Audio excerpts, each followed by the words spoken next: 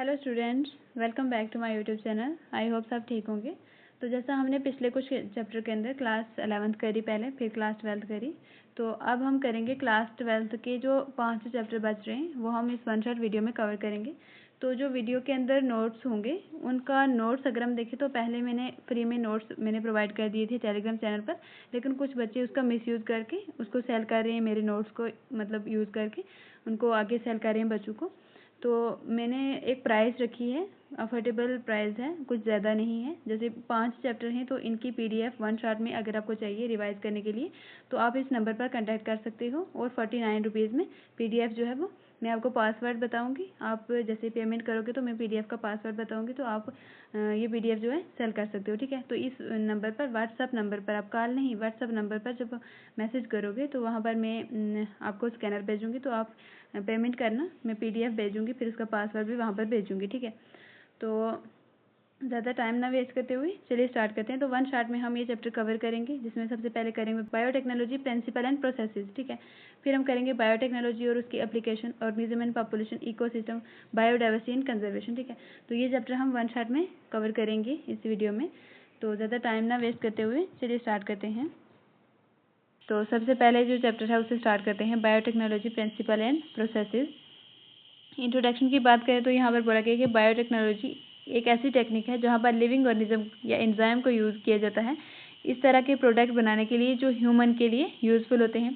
जैसे बायोटेक्नोलॉजी के अंदर हम एग्जांपल लें, जैसे curd making, bread making, wine production, in vitro fertilization, test tube baby prepare किया जाता है, जैसे DNA वैक्सीन, जीन थेरेपी और सिंथेसाइज ऑफ जीन, ये सारे जो है बायोटेक्नोलॉजी से ही प्रिपेयर किए जाते हैं। तो फिर हम डेफिनेशन की अगर हम बात करें EFB के अकॉर्डिंग, EFB मतलब यूरोपियन फेडरेशन बायोटेक्नोलॉजी, इनके अकॉर्डिंग अगर हम देखें जो डेफिनेशन दी थी इन्होंने बायोटेक्नोलॉजी की, इन्होंने बोला था कि integration of natural science in organism, cell, part thereof and molecular analogues for the parts and product. इन्होंने बोला था कि नेचुरल साइंस को यूज़ करके और ऑर्गेनिज्म या उनके पार्ट को यूज़ करके प्रोडक्ट और सर्विसेज बनाना। मॉलिक्यूलर एनालॉग्स अगर हम देखें तो इसका मतलब होता है कि केमिकल या मतलब इस तरह के केमिकल होते हैं जो आर्टिफिशियली बनाए जाते हैं लेकिन ये नेचुरल मॉलिक्यूल की तरह एक्ट करते हैं, तो उन्हें हम कहते हैं मॉलिक्यूलर एनालॉग्स, ठीक है। फिर देखते हैं हम नेक्स्ट क्लोनिंग क्या होता है। For multiplication of alien DNA को मल्टीप्लिकेशन के लिए DNA जो है ये लिंक किया जाता है प्लाज्मिड के साथ। वहाँ पर एक साइड देखने को मिलती है ORI, जिसे हम कहते हैं ओरिजिन ऑफ रेप्लिकेशन, ठीक है। तो ओरिजिन जो है DNA रेप्लिकेशन का, ये इनिशिएट करता है। ORI जो साइट होती है यहाँ पर ओरिजिन होता है, इनिशिएट करता है DNA रेप्लिकेशन, यहाँ से होती है। Alien DNA become capable of replication and inheritance, जो एलियन DNA होता है जो हम जोड़ते हैं प्लाज्मिड के साथ, उसे हम कहते हैं एलियन DNA, और ये रेप्लिकेशन कराता है। मतलब जब DNA खुद जिस ऑर्गेनिज्म के अंदर हम डालेंगे वो ऑर्गेनिज्म अपना DNA जब रेप्लिकेट करेगा तो जो एलियन DNA है वो भी रेप्लिकेट होगा और इनहेरिटेंस होगा, ठीक है। फिर हम इसमें टूल अगर हम देखें बायोटेक्नोलॉजी के अंदर क्या क्या यूज़ किए जाते हैं, तो मेजर टूल होता है रिस्ट्रिक्शन एंजाइम लिए जाते हैं, DNA polymerase, DNA ligase, vector और होस्ट ऑर्गेनिज्म जो है इसमें यूज़ किए जाते हैं। नेक्स्ट अगर हम बात करें प्रिंसिपल ऑफ बायोटेक्नोलॉजी की, तो मॉडर्न बायोटेक्नोलॉजी जो है ये बेस्ड है 2 कोर टेक्निक पर। सबसे पहले जेनेटिक इंजीनियरिंग, दूसरा होता है बायोप्रोसेस इंजीनियरिंग। जेनेटिक इंजीनियरिंग के अंदर चेंज किया जाता है DNA और RNA में, इंट्रोडक्शन किया जाता है modified genetic material host organism के अंदर, और जो होस्ट ऑर्गेनिज्म होता है उसका फिनोटाइप चेंज होता है। इंपॉर्टेंट है, यहाँ पर बोल सकता है कि जीनोटाइप चेंज होता है लेकिन फिनोटाइप चेंज होता है ऑर्गेनिज्म का, ठीक है। फिर नेक्स्ट हम बात करते हैं बायोप्रोसेस इंजीनियरिंग के अंदर, यहाँ पर मेंटेन की जाती है सटाइल कंडीशन, लार्ज स्केल पर ग्रोथ करवाई जाती है, जो डिजायरेबल माइक्रोब्स होते हैं उनकी ग्रोथ करवाई जाती है, ठीक है। और प्रोड्यूस किए जाते हैं एंटीबायोटिक्स, वैक्सीन, एंजाइम और अदर बायोटेक्नोलॉजिकल प्रोडक्ट जो है वो प्रोड्यूस किए जाते हैं इसी टेक्निक से। फिर हम नेक्स्ट देखते हैं क्लोनिंग क्या होती है। तो production of multiple identical copies DNA की, उसे हम कहते हैं क्लोनेज, ठीक है। नेक्स्ट हम बात करते हैं इनहेरिटेंस। हाँ, ये वही हो गया, वैक्सीन अदर प्रोडक्ट हो गया।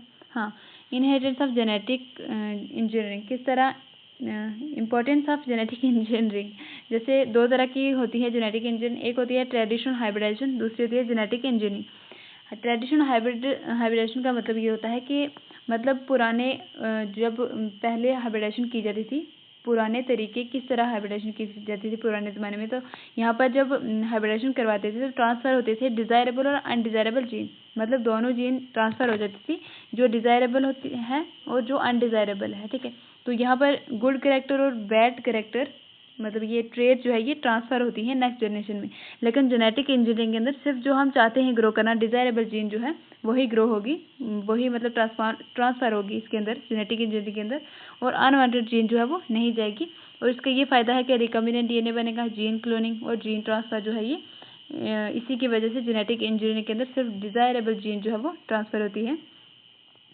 फिर अगर हम देखें फर्स्ट रिकम्बिनेंट डीएनए, तो ये बनाया गया था scientist Cohen, Boyer and Cohen जो थे, इन दोनों साइंटिस्ट ने 1972 के अंदर एंटीबायोटिक रेजिस्टेंट जीन को आइसोलेट किया था एक प्लाज्मिड से, ठीक है। और रिस्ट्रिक्शन एंजाइम जो है ये कट करता है डीएनए को, डीएनए के फ्रेगमेंट जो है ये ज्वाइन किए जाते, मतलब इनको ज्वाइन किया जाता है प्लाज्मिड के साथ। डीएनए लाइगेज जो होता है, ये जो प्लाज्मिड के साथ डीएनए के फ्रेगमेंट होते हैं इनको सील करता है, मतलब इनको जोड़ने में हेल्प करता है, ठीक है। रिकम्बिनेंट डीएनए जो होता है ये ट्रांसफर किया जाता है ई कोलाई के अंदर, फिर जीन रेप्लिकेटेड होता है और वहाँ पर क्लोन्ड होता है। वेक्टर यूज किया जाता है जैसे प्लाज्मिड जो autonomously replicating circular extra chromosomal DNA है, ठीक है।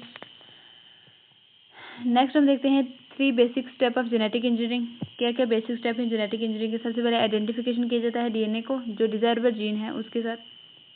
फिर इंट्रोडक्शन ऑफ डीएनए, होस्ट के अंदर इंट्रोड्यूस किया जाता है डीएनए को। फिर मेंटेन की जाती है maintenance and inheritance of introduce DNA, ठीक है।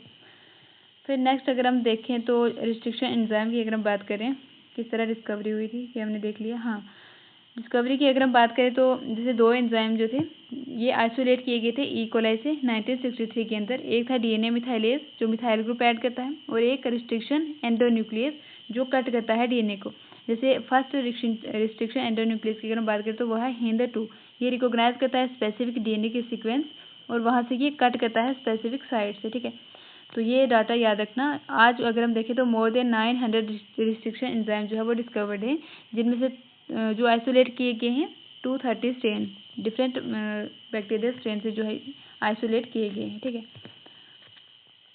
नेक्स्ट हम देखते हैं हाँ restriction DNA restriction and recombinant DNA technology. इसके अंदर सबसे पहले किस तरह जो रिस्ट्रिक्शन एंजाइम होते हैं इनको किस तरह नाम दिया जाता है, तो यहाँ पर इस तरह जैसे ई कोलाई की एग्जांपल ली हुई है। यहाँ पर ई जो है ये डिनोट करता है इशिशिया को कोलाई को, उसके बाद आर ये स्ट्रेन कौन सी स्ट्रेन से अलग किया गया है, और आई जो रोमन न्यूमरल में ये फर्स्ट एंजाइम मतलब कौन सा एंजाइम कब आइसोलेट किया गया है ये उस नंबरिंग दी जाती है रोमन न्यूमरल में, ठीक है। फिर हम देखते हैं दूसरा नेमिंग ऑफ, सबसे पहले नाम दिया जाता है रिकम्बिनेंट डीएनए टेक्नोलॉजी के अंदर, नाम दिया जाता है सबसे पहले रिस्ट्रिक्शन एंजाइम को। दूसरा अगर हम देखें तो यहाँ पर एक्सोन्यूक्लियस, 2 तरह के न्यूक्लियस पाए जाते हैं, एक एक्सोन्यूक्लियस और एक होता है एंडोन्यूक्लियस। एक्सोन्यूक्लियस जो होता है ये रिमूव करता है न्यूक्लियोटाइड को डीएनए के एंड से, और एंडोन्यूक्लियस जो होता है ये कट करता है डीएनए को एट स्पेसिफिक पोजीशन, मतलब एंडोन्यूक्लियस जो सेंटर से कट करेगा, एक्सोन्यूक्लियस जो बाहर से कट करेगा डीएनए को उसे कहेंगे एक्सोन्यूक्लियस, ठीक है। फिर देखने को मिलती है हमें पैलिंड्रोमिक सीक्वेंस। ये ऐसी सीक्वेंस होती हैं जहाँ पर अब रीड करेंगे जब हम पढ़ेंगे स्ट्रेन को सेम डायरेक्शन से जब हम पढ़ेंगे तो वहाँ पर हमें रीडिंग सेम आएगी। जैसे यहाँ से 5 प्राइम टू 3 प्राइम अगर रीड करें GATTC सेम रीडिंग आ रही है। यहाँ से भी अगर हम 5 प्राइम से 3 प्राइम अगर रीड करें तो यहाँ पर भी रीडिंग सेम आ रही है GATTC, ठीक है। तो ये रिकॉग्नाइज की गई थी ई को और आई के अंदर। फिर चौथा फैक्टर अगर हम इसमें देखें तो स्टिकी एंड बनते हैं जब इसको कट किया जाता है डीएनए को। रिस्ट्रिक्शन एंजाइम जब कट करता है डीएनए को अविद the centre of palindromic sequence, तो वहाँ पर सिंगल स्टैंडर्ड ओवरहैंगिंग स्ट्रक्चर देखने को मिलते हैं जिन्हें हम कहते हैं स्टिकी एंड, ठीक है। जैसे अगर ये सीक्वेंस है तो इसको इस तरह से कट कर देंगे, ये अलग हो जाएगा और ये वाला अलग हो जाएगा। यहाँ पर थोड़ा नोट्स में गलती होगी ये, लेकिन यहाँ पर स्टिकी एंड बनेगी यहाँ पर, ठीक है। तो इसकी अगर हम इम्पोर्टेंस देखें स्टिकी एंड की, तो कॉम्प्लीमेंट्री स्टिकी एंड पेयर हो जाते हैं ईजिली डीएनए लाइगेज से, इनको बाद में जोड़ दिया जाता है। फिर देखते हैं रिस्ट्रिक्शन डीएनए मॉलिक्यूल जो होता है जो फॉर्म्ड होता है, DNA molecule formed by joining of DNA in different source, अलग अलग सोर्स से लिया जाता है डीएनए मॉलिक्यूल। जैसे फॉर्मेशन ऑफ इसमें सेम रिस्ट्रिक्शन एंजाइम से कट किया जाता है डीएनए को भी और वेक्टर को भी, सेम स्टिकी एंड बनेंगे, मतलब स्टिकी एंड जो है वो अच्छे से पेयर हो जाए ताकि फिर डीएनए लाइगेज ज्वाइन करता है इन फ्रेगमेंट को और रिकम्बिनेंट डीएनए जो है ये फॉर्म हो जाता है। इसको हम ट्रांसफर कर सकते हैं होस्ट के अंदर, ठीक है। फिर हम नेक्स्ट देखते हैं separation and isolation of DNA fragment. किस तरह जो डीएनए के फ्रेगमेंट हैं उनको सेपरेट किस तरह करना है और अलग किस तरह करना है। जेल इलेक्ट्रोफोरेसिस में टेक्निक हम यूज़ करते हैं। इसका पर्पस होता है कि जो डीएनए के फ्रेगमेंट होते हैं उनको अलग करना। प्रिंसिपल अगर हम देखें तो डीएनए नेगेटिवली चार्ज होता है और ये मूव करता है पॉजिटिवली चार्ज एनोड की तरफ। ठीक है, डीएनए के फ्रेगमेंट जो होते हैं ये होते हैं वेल्स। इनके अंदर जब हम डीएनए के फ्रेगमेंट को डालते हैं तो ये जो डीएनए होता है ये नेगेटिवली चार्ज होता है, तो ये मूव करता है पॉजिटिवली चार्ज कैथोड की तरफ। ठीक है, तो इसमें मैट्रिक्स यूज़ किया जाता है एगोरोस जेल और एक्सट्रैक्ट किया जाता है ये सीवीड से। सेपरेशन अगर हम देखें तो ये बेस होती है साइज़ के बेस पर, ये मतलब सेपरेट होते हैं डीएनए फ्रेगमेंट, और जितना फ्रेगमेंट छोटा होगा इतना वो एनोड के पास मिलेगा, जितना फ्रेगमेंट का साइज़ बड़ा होगा इतना वो वेल्स के पास मिलेगा। ठीक है, जैसे यहाँ पर बोला गया है कि larger fragment stay near the wells. जो बड़े फ्रेगमेंट होंगे वो वेल्स के पास पाए जाएंगे, जो छोटे फ्रेगमेंट होंगे वो मतलब वेल्स से दूर पाए जाएंगे, एनोड के पास पाए जाएंगे। ठीक है, तो नेक्स्ट हम देखते हैं अब विजुअलाइजेशन ऑफ डीएनए। जो डीएनए के बैंड्स हैं ये किस तरह हम देख सकते हैं, मतलब इनको। तो यहाँ पर यूज़ की जाती है स्ट्रेन इथिडियम ब्रोमाइड की। ऑब्जर्वेशन किया जाता है यूवी लाइट के अंदर और हमें ब्राइट ऑरेंज डीएनए के बैंड दिखते हैं। इल्यूशन के अंदर डिजायरेबल जो डीएनए होता है इसको कट करते हैं जब जेल से। डीएनए को एक्सट्रैक्ट किया जाता है जेल से, यूज़ किया जाता है फिर रिकम्बिनेंट डीएनए को बनाने के लिए। ठीक है, फिर अगर हम नेक्स्ट देखते हैं तो PBR322 जो वेक्टर होता है ये बहुत इंपॉर्टेंट है। यहाँ पर क्वेश्चन आ सकता है कि OR है इसमें, जहाँ से रेप्लिकेशन स्टार्ट होता है, यहाँ से ओरिजिन ऑफ रेप्लिकेशन। ठीक है, एम्पीसाइक्लिन रेजिस्टेंट जीन पाई जाती है, टेट्रासाइक्लिन रेजिस्टेंट जीन इसके अंदर पाई जाती है।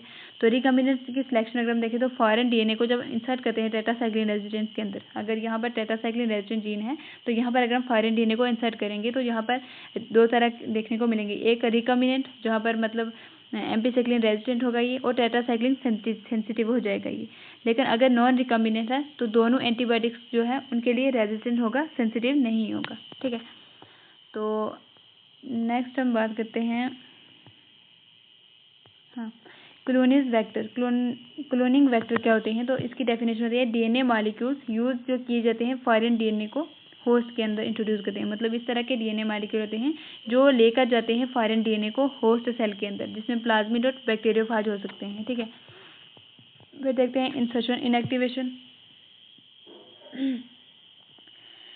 ये अल्टरनेटिव सिलेक्शन मेथड है जहाँ जो बेस्ड होता है बीटा ग्लैक्टोसाइडेज जीन पर। यहाँ पर इंसर्शन होता है जब फॉरेन जीन का, तो ये जीन जो है ये इनएक्टिवेट हो जाती है। और क्रोमोजेनिक सब्सटेंस जब हम ऐड करते हैं तो दो तरह की क्लोनिस देखने को मिलती हैं। एक होती है ब्लू क्लोनिस जो नॉन रिकम्बिनेंट की होती हैं, और दूसरी होती है वाइट क्लोनिस जो रिकम्बिनेंट की क्लोनिस होती हैं। ठीक है, फिर हम नेक्स्ट बात करते हैं फीचर ऑफ क्लोनिंग वेक्टर। क्या क्या फीचर होते हैं क्लोनिंग वेक्टर जो होता है इसके अंदर, क्या क्या फीचर प्रेजेंट होते हैं। सबसे पहले ओरिजिन ऑफ रेप्लिकेशन पाई जाती है, जिसका फंक्शन होता है कि ये इनिशिएट करती है रेप्लिकेशन, यहाँ से स्टार्ट होती है। कॉपी नंबर को कंट्रोल किया जाता है।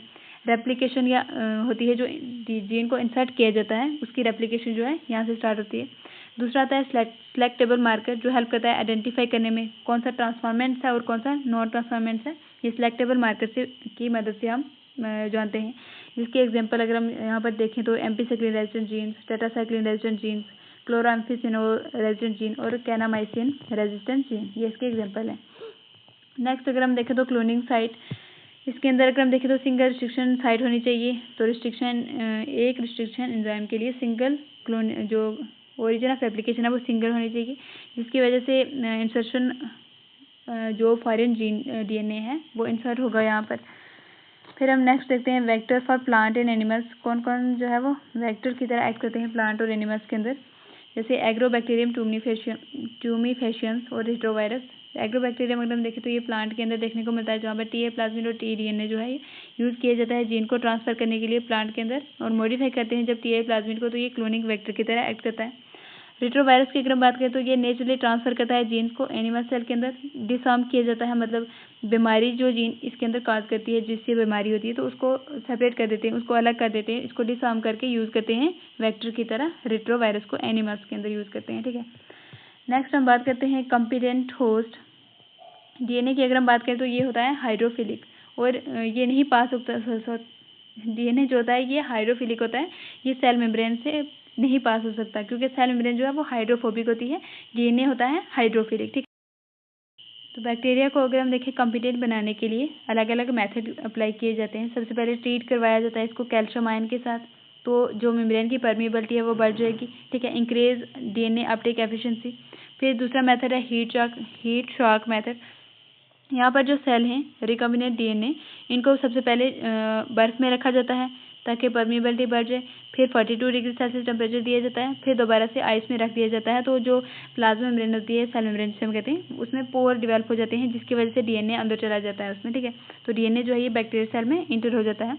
दूसरे मेथड की अगर हम बात करें तो जैसे माइक्रो इंजेक्शन भी हो गया, जहाँ पर डीएनए को इंजेक्ट किया जाता है डायरेक्टली न्यूक्लियस में एनिमल सेल के अंदर, या ये किया जाता है माइक्रो इंजेक्शन। फिर बायोलॉजिस्टिक या जीन गन, ये डीएनए को पहले कोट किया जाता है गोल्ड या टंगस्टन के साथ, और ये पार्टिकल शूट कर दिए जाते हैं डीएनए सेल के अंदर, ठीक है। जो प्लांट सेल होता है उसके अंदर शूट कर दिए जाते हैं। फिर डिसआर्म किया जाता है पैथोजन को, और वेक्टर की तरह इनको यूज़ किया जाता है। जैसे पैथोजन जो है ये ट्रांसफर करता है रिकम्बिनेंट डीएनए होस्ट सेल के अंदर, ठीक है। नेक्स्ट हम देखते हैं क्या क्या सीक्वेंस होती हैं। सबसे पहले डीएनए को आइसोलेट किया जाता है, डीएनए को फ्रैगमेंट बनाए जाते हैं। फिर जो डिज़ायरेबल फ्रैगमेंट होता है उसको आइसोलेट किया जाता है। फिर लाइगेशन से उसको जोड़ा जाता है वेक्टर के साथ। फिर ट्रांसफ़र किया जाता है होस्ट के अंदर, और कल्चरिंग की जाती है होस्ट के, मतलब न्यूट्रिएंट मीडियम वगैरह यहाँ पर दिए जाते हैं। फिर जो है प्रोडक्ट एक्सट्रैक्ट किया जाता है बनने के बाद, ठीक है। तो यहाँ पर एक एक करके इन सभी को देखेंगे। सबसे पहले आइसोलेशन ऑफ डीएनए, किस तरह डीएनए मटेरियल जो है डीएनए को किस तरह आइसोलेट किया जाता है, ये हम सबसे पहले देखेंगे।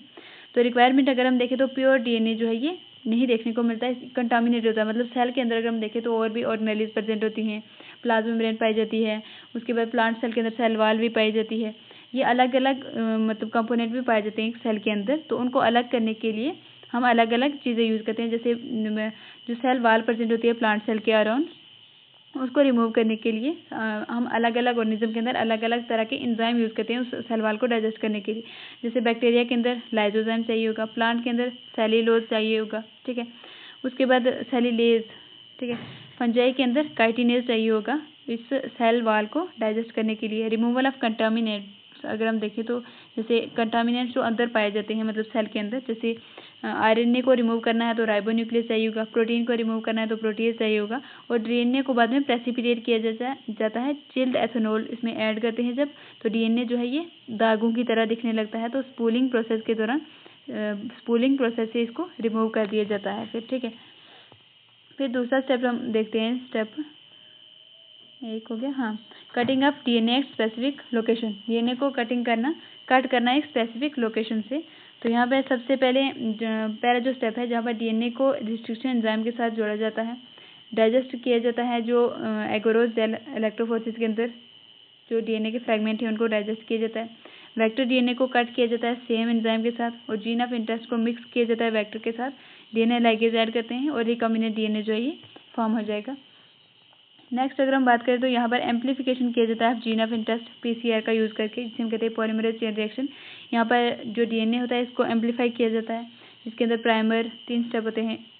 प्राइमर जो है ये ऐड किया जाता है जो केमिकली सिंथेसाइज ओलिगोन्यूक्लियोटाइड है जो कम्प्लीमेंट्री बनाता है टारगेट डीएनए के अंदर, ठीक है। डीएनए पॉलीमरेज जो एक्सटेंड करता है प्राइमर को। टेम्पलेट डीएनए जो डीएनए को एम्पलीफाइड करता है, मतलब कॉपी करता है। न्यूक्लियोटाइड रॉ मटेरियल होता है बनाने के लिए ये।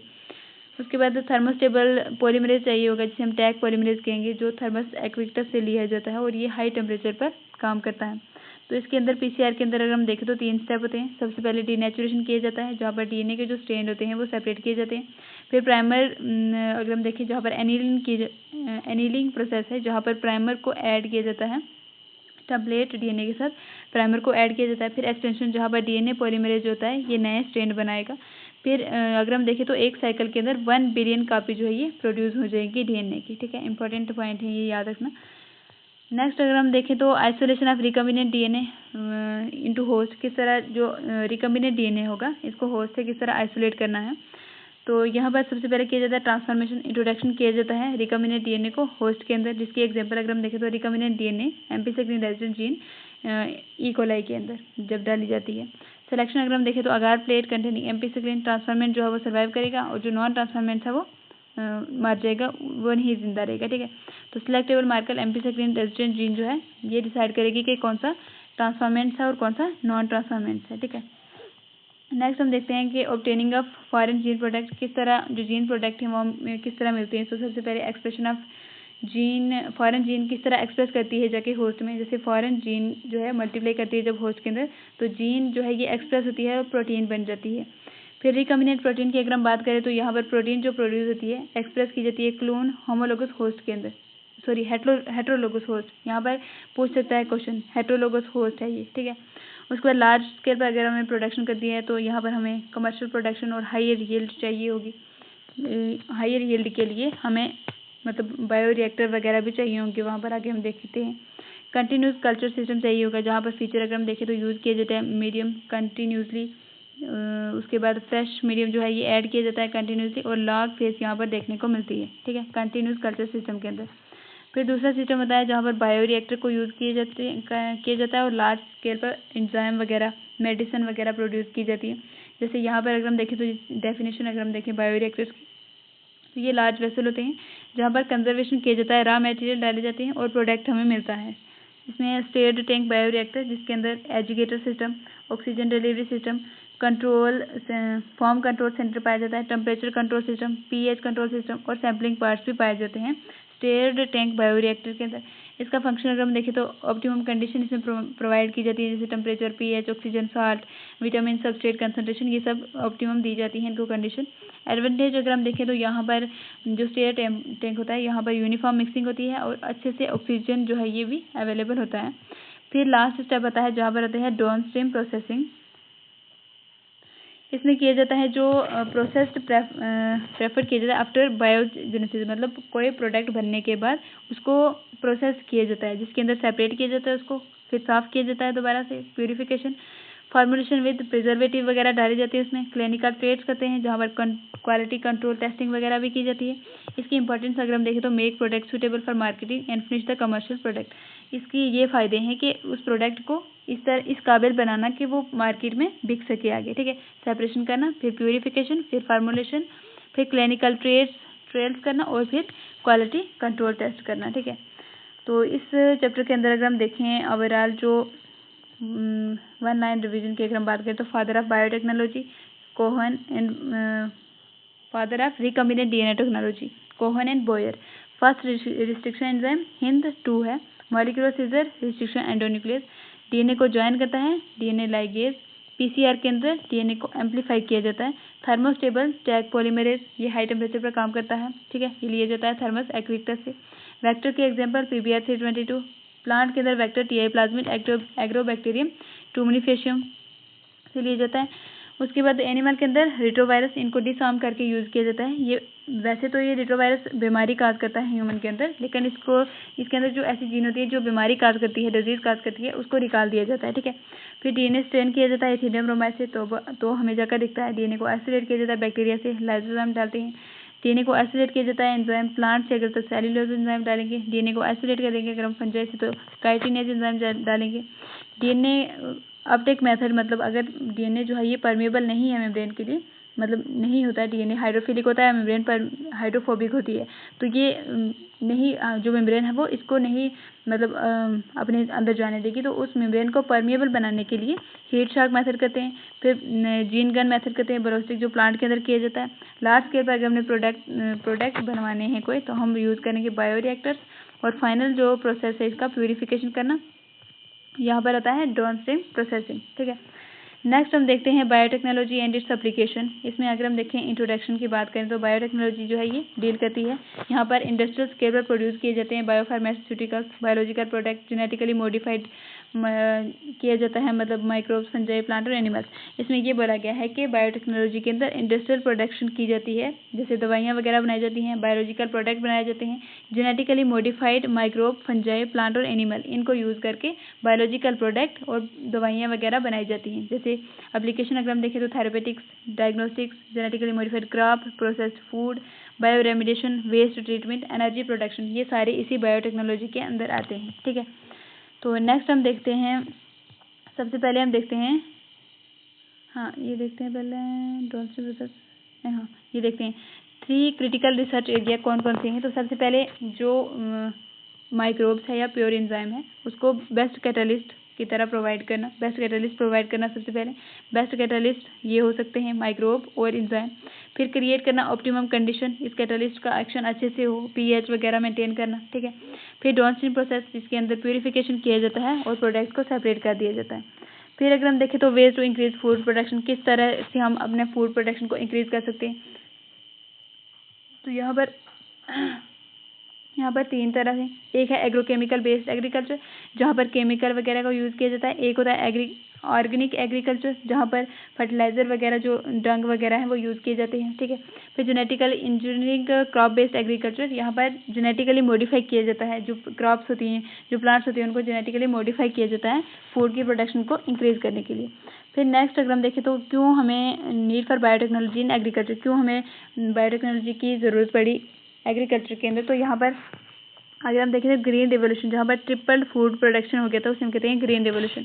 तो यहाँ पर यील्ड, ग्रीन रिवोल्यूशन के अंदर जो यील्ड थी क्रॉप की ये बढ़ गई थी। Improved crop variety, better management practices, fertilizer और पेस्टिसाइड का यूज़ जो है यहाँ पर किया गया था। Conventional breeding not meet increase the food demand, जो पुराने मेथड थे उसकी वजह से फूड हम बढ़ा नहीं सकते थे, ठीक है। मतलब अगर पॉपुलेशन बढ़ रही है तो फूड की डिमांड भी बढ़ेगी साथ साथ में, तो वो खाना पूरा नहीं हो सकता था। तो यहाँ पर कन्वेंशनल ब्रीडिंग जो है वो नहीं इंक्रीज हो रही, फूड डिमांड इसकी वजह से नहीं फुलफिल हो रही। तो फिर हमने मतलब यूज़ किया बायोटेक्नोलॉजी एग्रीकल्चर जो है इसमें यूज़ किया, ठीक है। फिर हम नेक्स्ट देखते हैं एक एक करके। सबसे पहले हम देखेंगे टिश्यू कल्चर, ठीक है। टिश्यू कल्चर के अंदर क्या किया जाता है, ग्रोथ ऑफ प्लांट के सेल, टिश्यू या ऑर्गन की सटाइल कंडीशन के अंदर न्यूट्रिएंट मीडियम प्रोवाइड किया जाता है। जैसे एक पूरा प्लांट बनाया जाता है, या कोई सेल लेंगे प्लांट का, या कोई टिश्यू लेंगे या ऑर्गन लेंगे, उससे पूरा प्लांट बनाया जाता है टिश्यू कल्चर के अंदर, ठीक है। टूटीपोटेंसी एक ऐसी एबिलिटी होती है प्लांट के पास या एग्स प्लांट के पास, जो उस मतलब प्लांट के पास ऐसी एबिलिटी होती है, प्लांट के सेल के पास पूरा कंप्लीट प्लांट बनाने की, उसे हम कहते हैं टोटिपोटेंसी, ठीक है। एक प्लांट सेल के पास या एग प्लांट के पास एक एबिलिटी होती है पूरा कंप्लीट प्लांट बनाने की, उसे हम कहते हैं टोटिपोटेंसी। मीडियम अगर हम देखें तो जब टिश्यू कल्चर करते हैं तो यहाँ पर क्या क्या मीडियम प्रोवाइड किए जाते हैं। तो जैसे कार्बन सोर्स, जैसे सुक्रोज हो सकता है, inorganic salt, vitamin, amino acid, जो ग्रोथ रेगुलेटर होते हैं इनको भी यूज़ किया जाता है, जैसे ऑक्सीजन और साइटोकाइनेस। जो ऑक्सीजन होता है ये रूटिंग मतलब रूट फॉर्मेशन, जो कैलस होता है, जो मतलब 2-3 सेल जो है वो जब मिलते हैं, 2-3 सेल नहीं मतलब और सेल भी हो सकते हैं, तो जब एक सेल का ढांचा बनता है, मतलब जैसे हम ह्यूमन रिप्रोडक्शन में अगर हम देखें ना, जैसे रिप्रोडक्शन में होता था ब्लास्टोसिस्ट, मोरोला वगैरह, वो जब एक सेल से बहुत सारे सेल बनने लगे थे शुरू में, इसी तरह प्लांट के अंदर भी अगर हम सेल लेंगे तो उससे अगर हम पूरा प्लांट बनाएंगे तो वो सेल से पहले एक मतलब प्लांट बनने से पहले एक स्ट्रक्चर बनेगा जिसे हम कहेंगे कैलस, ठीक है।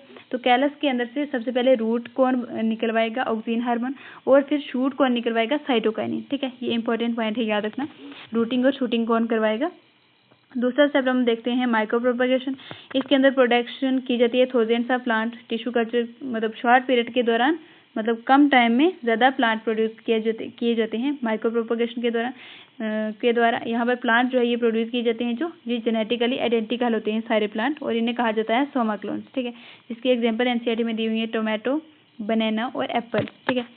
फिर देखते हैं हम वायरस फ्री प्लांट। इसका अगर हम देखें कंसेप्ट तो मेरिस्टेमेटिक रीजन जो होते हैं, जैसे प्लांट के अंदर एक प्लांट है उसको कोई डिजीज हो गई है, तो उसका जो मेरिस्टेमेटिक रीजन होगा जहाँ पर सेल एक्टिवली डिवाइड करते रहते हैं हमेशा, तो वहाँ पर जो सेल होते हैं उनके अंदर जल्दी बीमारी उनको नहीं पकड़ती, ठीक है। मेरिस्टेमेटिक रीजन जो जनरली फ्री होते हैं वायरस से, वहाँ पर वायरस अगर नहीं हुआ, प्लांट बाकी वायरस से खराब हो गया है, तो उसी प्लांट को हम दोबारा से बनाना चाहते हैं। दोबारा से अगर हम उसी तरह का प्लांट हमें चाहिए तो हम उस मेरिस्टेमेटिक रीजन से हम एक सेल को लेंगे, या तो एपिकल या एक्सलरी मेरिस्टेम लेंगे, इसको हम ग्रो करवाएंगे इन विट्रो कंडीशन के अंदर, यहाँ पर मीडियम वगैरह प्रोवाइड करेंगे, तो यहाँ पर पूरा प्लांट जो है ये ग्रो हो जाएगा, जिसकी एग्जांपल दी हुई है वायरस फ्री प्लांट बनाए गए हैं बनाना, शुगर केन और पोटैटो की। फिर देखते हैं सोमैटिक हाइब्रिडेशन। इसके अंदर बनाया जाता है प्रोटोप्लास्ट जो होता है, इसको फ्यूज किया जाता है। प्रोटोप्लास्ट क्या होता है, प्लांट सेल के अंदर अगर सेल वाल को रिमूव कर देंगे तो जो बचेगा उसे हम कहेंगे प्रोटोप्लास्ट, ठीक है। तो इसका प्रोसीजर होता है, सेल वाल जो है ये डाइजेस्ट की जाती है, ठीक है, तो हमें मिलता है प्रोटोप्लास्ट। तो प्रोटोप्लास्ट जो होते हैं 2 डिफरेंट प्लांट के, इनको फ्यूज करवाया जाता है, तो हमें हाइब्रिड जो प्रोटोप्लास्ट मिलता है उससे हम प्लांट में डेवलप करते हैं। तो इसमें सोमैटिक हाइब्रिडेशन के अंदर अगर हम देखें तो plant produced by fusion of protoplasm, उसे हम कहते हैं सोमैटिक हाइब्रिडेशन, ठीक है। इसकी एग्जांपल जैसे टोमेटो बनाया गया था, पोटैटो और टोमेटो जो थे इनके जो प्रोटोप्लास्ट था उसको फ्यूज करवाया था, और फ्यूज करके हाइब्रिड सोमैटिक सोमैटिक हाइब्रिड बनाए गए थे जो था पोमैटो, ठीक है। तो यहाँ पर ये कॉमर्शियली अनसक्सेसफुल रहा था क्योंकि जो डिज़ायरेबल ट्रेट थे वो फुली कंबाइन नहीं हुए थे, ठीक है। नेक्स्ट हम देखते हैं जेनेटिकली मॉडिफाइड ऑर्गेनिज्म, जहाँ पर अगर हम देखें तो यहाँ पर प्लांट्स, बैक्टीरिया, फंजाई, एनिमल्स और जीन्स, इन सभी की जीन्स को चेंज किया जाता है जेनेटिक इंजीनियरिंग के अंदर।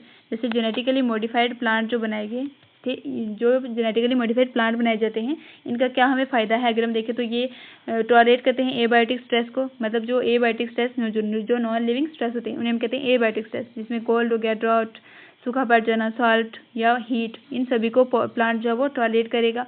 रिड्यूस डिपेंडेंस ऑन पेस्टिसाइड पर डिपेंड नहीं करेगा plant. Reduce post harvest loss, harvest करने के बाद जो लॉस होता है क्रॉप का, जो प्लांट से हम फ्रूट वगैरह लेते हैं तो उनका लॉस जो है वो कम हो जाएगा। Increase efficiency of mineral utilization, plant के अंदर जो मिनरल है वो भी अच्छे से यूटिलाइज होंगे और न्यूट्रिशन वैल्यू भी प्लांट की बढ़ जाएगी अगर हम उसको जेनेटिकली मॉडिफाई करेंगे तो, ठीक है। तो इसकी अगर हम एग्जाम्पल देखें तो यहाँ पर विटामिन ए जो है ये ऐड किया गया था, राइस बनाए गए थे जहाँ पर विटामिन ए उनमें ऐड किया गया था। यूजेस अगर हम देखें तो टेलर मेड प्लांट जो प्रोड्यूस करते हैं, स्टार्च, फ्यूल्स, फार्मास्यूटिकल्स जो हैं ये प्लांट से प्रोड्यूस किए जाते हैं जो जेनेटिकली मॉडिफाइड प्लांट्स होते हैं। फिर हम देखते हैं बीटी क्रॉप्स, जैसे बीटी टॉक्सिन जो है ये प्रोड्यूस किया जाता है बैक्टीरियम से जिसका नाम है बैसिलस thuringiensis। यूज़ किया जाता है provide insect resistance without insecticide, बगैर इंसेक्टिसाइड यूज़ किए प्लांट को इंसेक्ट से रेजिस्टेंट बना देना। जैसे एग्जांपल की अगर हम बात करें तो BT cotton, BT corn, rice, tomato, potato और सोयाबीन जो है ये बनाए गए हैं। जैसे बीटी कॉटन के अंदर जैसे इंसेक्ट किल, डेपेटो patterns, tobacco budworm, army worm के इसके अंदर आते हैं, कोलो पैटर्न्स, बीटल्स के अंदर, डाई पैटर्न्स, फ्लाइज और मस्कीटो इसके अंदर आते हैं। तो इंपॉर्टेंट पॉइंट की अगर हम बात करें तो प्रोटीन जो प्रोड्यूस होता है, बीटी प्रोड्यूस करता है एक प्रोटीन के क्रिस्टल, ठीक है, और ये क्रिस्टल जो है इनएक्टिव फॉर्म में पाए जाते हैं जिसे हम कहते हैं प्रोटैक्सिन। लेकिन जब इंसेक्ट खाता है तो उसके एल्कलाइन जो गट के अंदर एल्कलाइन पिया जाता है तो ये प्रोटैक्सिन जो है ये एक्टिव फॉर्म में चला जाता है। तो जब ये एक्टिव फॉर्म में चला जाता है तो ये टॉक्सिन जो है ये बाइंड करेगा मिड गट के सेल के साथ और उनमें पोर्स कर देगा जिसकी वजह से स्वेलिंग हो जाएगी और सेल लाइसिस देखने को मिलेगी वहाँ पर, तो इंसेक्ट जो है ये मर जाएगा, ठीक है। नेक्स्ट हम देखते हैं इम्पोर्टेंट क्राइजीन्स, जैसे यहाँ से क्वेश्चन आता रहता है, ये इंपॉर्टेंट है, टेबल की फॉर्म में पूछ सकते हैं। तो क्राई IAC जो है ये टारगेटेड पेस्ट होता है इसका cotton bollworm, cry IAB cotton bollworm, cry IAB corn borer, ठीक है, ये याद रखना इंपॉर्टेंट है ये। तो अब हम बात करते हैं पेस्ट रेजिस्टेंट प्लांट, जहाँ पर RNA इंटरफेरेंस भी जिसे बोला जाता है। तो यहाँ पर पेस्ट होता है मेलेडोजीन इनकोग्नेटा, ठीक है। तो यहाँ पर ये रूट नॉट डिजीज करता है, रूट नॉट डिजीज नेमाटोड होता है ये। अफेक्ट अगर हम देखें तो ये तंबाकू के रूट के अंदर मतलब डिजीज काज करता है जहाँ पर यील्ड जो है उनकी कम हो जाती है। RNA इंटरफेरेंस, RNAi अगर हम देखें तो यहाँ पर सेलुलर डिफेंस मैकेनिज्म होता है यूकैरियोट्स के अंदर। ये मैकेनिज्म अगर हम देखें तो यहाँ पर डबल स्ट्रैंडेड RNA बनाया जाता है स्पेसिफिक mRNA के साथ, जब वो बाइंड करता है तो ट्रांसलेशन ब्लॉक हो जाती है, ट्रांसलेशन स्टॉप होती है। यहाँ पर याद रखना ट्रांसक्रिप्शन रेप्लिकेशन नहीं है, ट्रांसलेशन ब्लॉक हो जाती है यहाँ पर, तो जो जीन एक्सप्रेशन है ये साइलेंस हो जाएगा। एप्लीकेशन अगर हम देखें तंबाकू प्लांट के अंदर अगर हम देखें तो नेमाटोड जो स्पेसिफिक जीन्स, नेमाटोड के स्पेसिफिक जीन को इंट्रोड्यूस किया जाता है एग्रोबैक्टीरियम वेक्टर के थ्रू, और यहाँ पर दोनों सेंस और एंटीसेंस RNA जो है ये प्रोड्यूस होते हैं, तो डबल स्ट्रैंडेड DNA बन जाता है। RNA इनिशिएटेड मतलब RNAi इंटरफेरेंस जिसे हम कहते हैं वो यहाँ पे बन जाती है। नेमाटोड जो है ये mRNA को साइलेंस कर देता है, ट्रांसलेशन रुक जाएगी तो पैरासाइट जो है वो सर्वाइव नहीं करेगा, ठीक है। तो यहाँ पर जो ट्रांसजेनिक तंबाकू जो रूट है वो रेजिस्टेंट हो जाएगी नेमाटोड के इन्फेक्शन से, ठीक है। फिर हमने ये सारा कर लिया। नेक्स्ट हम देखते हैं बायोटेक्नोलॉजी एप्लीकेशन एंड मेडिसिन। तो इम्पोर्टेंस अगर हम देखें, हाँ, रिकम्बिनेंट DNA टेक्नोलॉजी जो है इसके अंदर मास प्रोडक्शन में थेरापेटिक्स ड्रग बनाए जाते हैं, सेफर और मोर इफेक्टिवली मेडिसिन बनाई जाती हैं जो यूज़ की जाती हैं, ठीक है। इम्यूनोलॉजिकल रिएक्शन जो होती हैं ये कम आती हैं अगर ये अच्छे से बनाई जाएंगी कोई चीज़ें, जैसे मेडिसिन वगैरह जो होती हैं अगर वो सही तरीके से बनाई जाएगी तो उसमें इम्यून रिस्पॉन्स जो है वो कम आएंगे, इम्यून सिस्टम रिएक्शन नहीं करेगा। 30 रिकम्बिनेंट थेरेपीज जो है ये वर्ल्ड वाइड में पाई जाती हैं, इसमें 12 जो है ये प्रेजेंटली मार्क्ड हैं इंडिया के अंदर, ठीक है, यहाँ पर लिखा नहीं है, ये याद रखना। उसके बाद जो अगर हम देखें अर्लियर सोर्स, तो इंसुलिन जो है पहले लिया जाता था पेंक्रियाज से, कैटल या पिग्स के जो पिग्स और कैटल का जो पेंक्रियाज होता था यहाँ से इंसुलिन दिया जाता था पहले, लेकिन इसमें प्रॉब्लम ये थी तो कि एलर्जी देखने को मिल रही थी, इम्यून रिएक्शन देखने को मिल रही थी। तो यहाँ पर इम्यून रिएक्शन नहीं देखने को मिलती जब हम डीएनए रिकॉम्बिनेंट डीएनए टेक्नोलॉजी के अंदर मतलब प्रोडक्ट्स वगैरह बनाते हैं। तो स्ट्रक्चर ऑफ इंसुलिन की अगर हम बात करें तो यहाँ पर 2 चेन देखने को मिलती हैं, ए चेन और बी चेन। ये डाइसल्फाइड बॉन्ड से जो है ये डाइसल्फाइड बॉन्ड इन दोनों में प्रेजेंट होता है, ए चेन और बी चेन के बीच में। फिर देखते हैं प्रो इंसुलिन। ह्यूमन इंसुलिन जो होती है ये पहले सिंथेसाइज की जाती है प्रो इंसुलिन की तरह, जहाँ पर एक्स्ट्रा सी पेप्टाइड चेन भी प्रेजेंट होता है यहाँ पर। और जब मैच्योर इंसुलिन होती है तो यहाँ ये जो सी पेप्टाइड है इसको रिमूव कर दिया जाता है और मैच्योर इंसुलिन जो है वो बन जाती है। और मैच्योर इंसुलिन में ए और जो बी चेन है ये प्रेजेंट होते हैं, सी नहीं प्रेजेंट होता। ठीक है, फिर देखते हैं प्रोडक्शन ऑफ इंसुलिन, किस तरह इंसुलिन को प्रोड्यूस किया जाता है। जैसे कंपनी आई थी एक ईली लिली कंपनी 1983 के अंदर। यहाँ पर मेथड इन्होंने मतलब क्या मेथड के अप्लाई किया था, डीएनए के सीक्वेंस अलग अलग बनाए थे। जैसे ए जो चेन है और बी चेन जो है ये अलग अलग बनाए थे इनको। ठीक है, इकोलाई के अंदर इंट्रोड्यूस किया था। ठीक है, ए और बी चेन को अलग अलग बनाए थे और इनको बाद में डाइसल्फाइड बॉन्ड से जोड़ दिया था। तो ह्यूमन इंसुलिन प्रोड्यूस की गई थी रिकॉम्बिनेंट डीएनए टेक्नोलॉजी के अंदर इस तरह। ठीक है, तो जीन थेरेपी की अगर हम बात करें तो यहाँ पर करेक्ट किया जाता है जेनेटिक डिफेक्ट जो जीन होती है उसको करेक्ट किया जाता है, इंट्रोड्यूस की जाती है फंक्शनल नई जीन इंट्रोड्यूस की जाती है सेल के अंदर या टिश्यू के अंदर, और जो डिफेक्ट जीन है उसको ठीक किया जाता है। तो फर्स्ट जीन थेरेपी जो है ये 1990 के अंदर की गई थी 4 ईयर ओल्ड गर्ल के अंदर। और एडीए डेफिशिएंसी मतलब एडीए डेफिशिएंसी की वजह से डिजीज़ हो रही थी। ठीक है, तो डिजीज़ है एडीए डेफिशिएंसी एडिनोसिन डीएमिनेज बोला जाता है, जिसको डिलीशन हो जाता है एडीए जीन का। अफेक्ट अगर हम देखें तो इम्यून सिस्टम जो होता है ये प्रॉपरली काम नहीं करेगा इसके अंदर। तो प्रोसीजर अगर हम देखें दूसरा मेथड है जिसके अंदर लिम्फोसाइट को आइसोलेट किया जाता है पेशेंट के ब्लड से, कल्चर किया जाता है उसको मतलब बॉडी से बाहर आउटसाइड प्लेट में।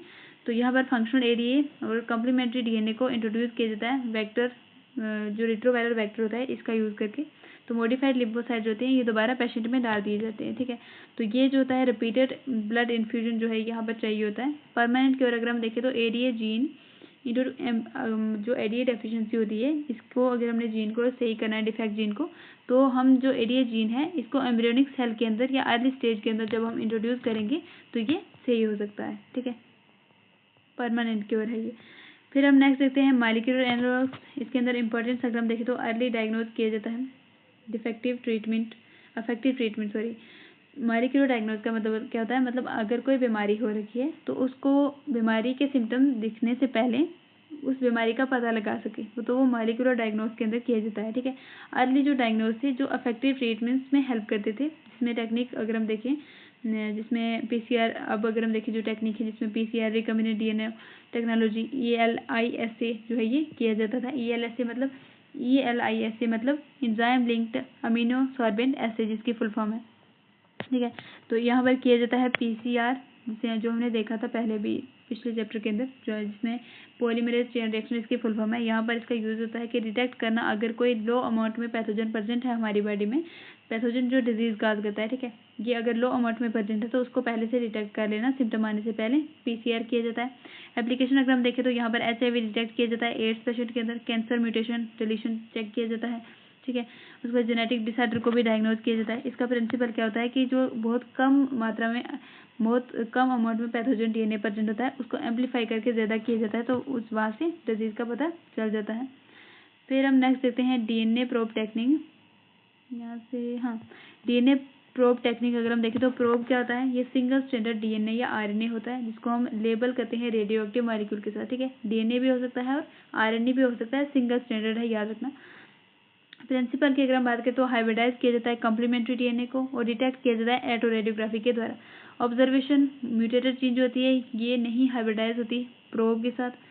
इसकी फुल फॉर्म अगर हम देखें तो ये ELISA की full form enzyme linked amino sorbent assay. ठीक है, प्रिंसिपल ये एंटीजन एंटीबॉडी इंटरेक्शन पर काम करता है। ठीक है, डिटेक्शन यहाँ पर पैथोजन जो एंटीजन होते हैं पैथोजन के वो डिटेक्ट किए जाते हैं, एंटीबॉडीज प्रोड्यूस की जाती है पैथोजन के अगेंस्ट। ठीक है, नेक्स्ट हम देखते हैं ट्रांसजेनिक एनिमल। ऐसे एनिमल्स होते हैं animals possessing expressing foreign gene, जो फॉरेन जीन हम मतलब कोई मेडिसिन वगैरह बनाई है, कोई मतलब कोई चीज़ जैसे कोई एक्सपेरिमेंट करना है तो वो पहले हम इन्हीं ट्रांसजेनिक एनिमल पर उसको एक्सप्रेस करवाती है। जैसे कोई फॉरेन जीन है तो वो अगर हम इंसेक्ट में इंट्रोड्यूस करने से पहले हम इन पर चेक करेंगे, जैसे माइस हो गया, चूहा, रैबिट, पिग, शीप, जो काउज वगैरह होगी, फिश वगैरह, इन सब पे पहले एक्सपेरिमेंट किए जाते हैं, फिर वो पब्लिक में मतलब जो मार्केटिंग के लिए बेचे जाते हैं बाद में प्रोडक्ट। जैसे कोई दवाई अगर नई बनी है मार्केट के अंदर आने से पहले उसको पहले इन पर टेस्ट किया जाता है। और 95% जो ट्रांसजेनिक एनिमल होते हैं यूज़ किए जाते हैं वो चूहे होते हैं, ठीक है। फिर हम नेक्स्ट देखते हैं application of transgenic animals and ethical issue क्या होते हैं। तो हम सबसे पहले देखते हैं normal physiology and development study की जाती है। नॉर्मल फिजियोलॉजी और डेवलपमेंट जो है वो स्टडी की जाती है इन जो ट्रांसजेनिक एनिमल्स होते हैं इनके अंदर। जैसे जीन रेगुलेशन को स्टडी किया जाता है, ग्रोथ किस तरह की हो रही है, development, insulin like growth factor जो है इसकी भी स्टडी की जाती है, ठीक है।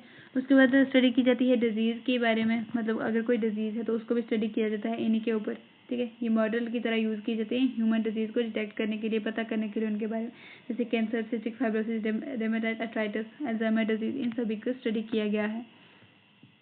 फिर देखते हैं बायोलॉजिकल प्रोडक्ट, जैसे production of human useful protein. Human useful protein भी बनाए जाते हैं, बायोलॉजिकल प्रोडक्ट जिन्हें हम कहते हैं। जैसे अल्फा एंटीट्रिप्सिन यूज़ की जाती है एम्फीसीमिया के ट्रीटमेंट के लिए। जो ये यूजफुल होती है पीकेयू, फिनाइल कीटोनुरिया, जो सिस्टिक फाइब्रोसिस करती है। जैसे रोजी काउ, जो फर्स्ट ट्रांसजेनिक काउ जो बनाई गई थी 1997 के अंदर, ये प्रोड्यूस कर रही थी मिल्क प्रोटीन, मतलब जैसे ह्यूमन मिल्क के अंदर प्रोटीन पाया जाता था, तो इसी तरह इसके मिल्क के अंदर भी ह्यूमन मिल्क एनरिच प्रोटीन जो है, ह्यूमन प्रोटीन एनरिच मिल्क, जैसे ह्यूमन मिल्क के अंदर प्रोटीन होता है, इसी तरह इस जो गाय थी इसके दूध के अंदर भी प्रोटीन प्रेजेंट था उसी तरह का। इसके अंदर अल्फा लैक्टोल्ब्यूमिन पाया जाता था प्रोटीन, और जो यील्ड थी इसकी 2.4 ग्राम पर लीटर थी, और ये न्यूट्रिशनली मोर बैलेंस था। जो बेबीज़ होते हैं न्यूबॉर्न बेबी, उनके लिए जो है ये न्यूट्रिशनली मोर बैलेंस होता है। फिर हम देखते हैं वैक्सीन की सेफ्टी टेस्टिंग। अगर कोई वैक्सीन वगैरह है तो उसको पहले टेस्ट करना है तो उसको इन्हीं ट्रांसजेनिक एनिमल पर पहले टेस्ट किया जाता है। जैसे ट्रांसजेनिक माइस यूज़ किए जाते हैं जैसे टेस्ट करने के लिए, जो पोलियो वैक्सीन होती है सेफ्टी के लिए, और जब चूहे पर वो वैक्सीन सही से काम करेगी तो फिर उसको रिप्लेस करके मंकी को भी मतलब यूज़ किए जाते हैं, मंकी पर भी टेस्ट करते हैं। फिर 5वां फैक्टर है जो केमिकल सेफ्टी टेस्टिंग, जहाँ पर टॉक्सिसिटी सेफ्टी टेस्टिंग की जाती है, कितनी कोई चीज़ टॉक्सिक है, कितनी कौन सी वैक्सीन दवाई वगैरह कोई टॉक्सिक है या नहीं। तो इसका पर्पज़ होता है कि जो साइड इफ़ेक्ट है जो टॉक्सिक सब्सटेंस का, उसको स्टडी करना, और मतलब इन पर स्टडी जो ट्रांसजेनिक एनिमल होते हैं इन पर हमें रिजल्ट जो है वो जल्दी मिलते हैं, ठीक है। फिर देखते हैं इथिकल इशू, ठीक है।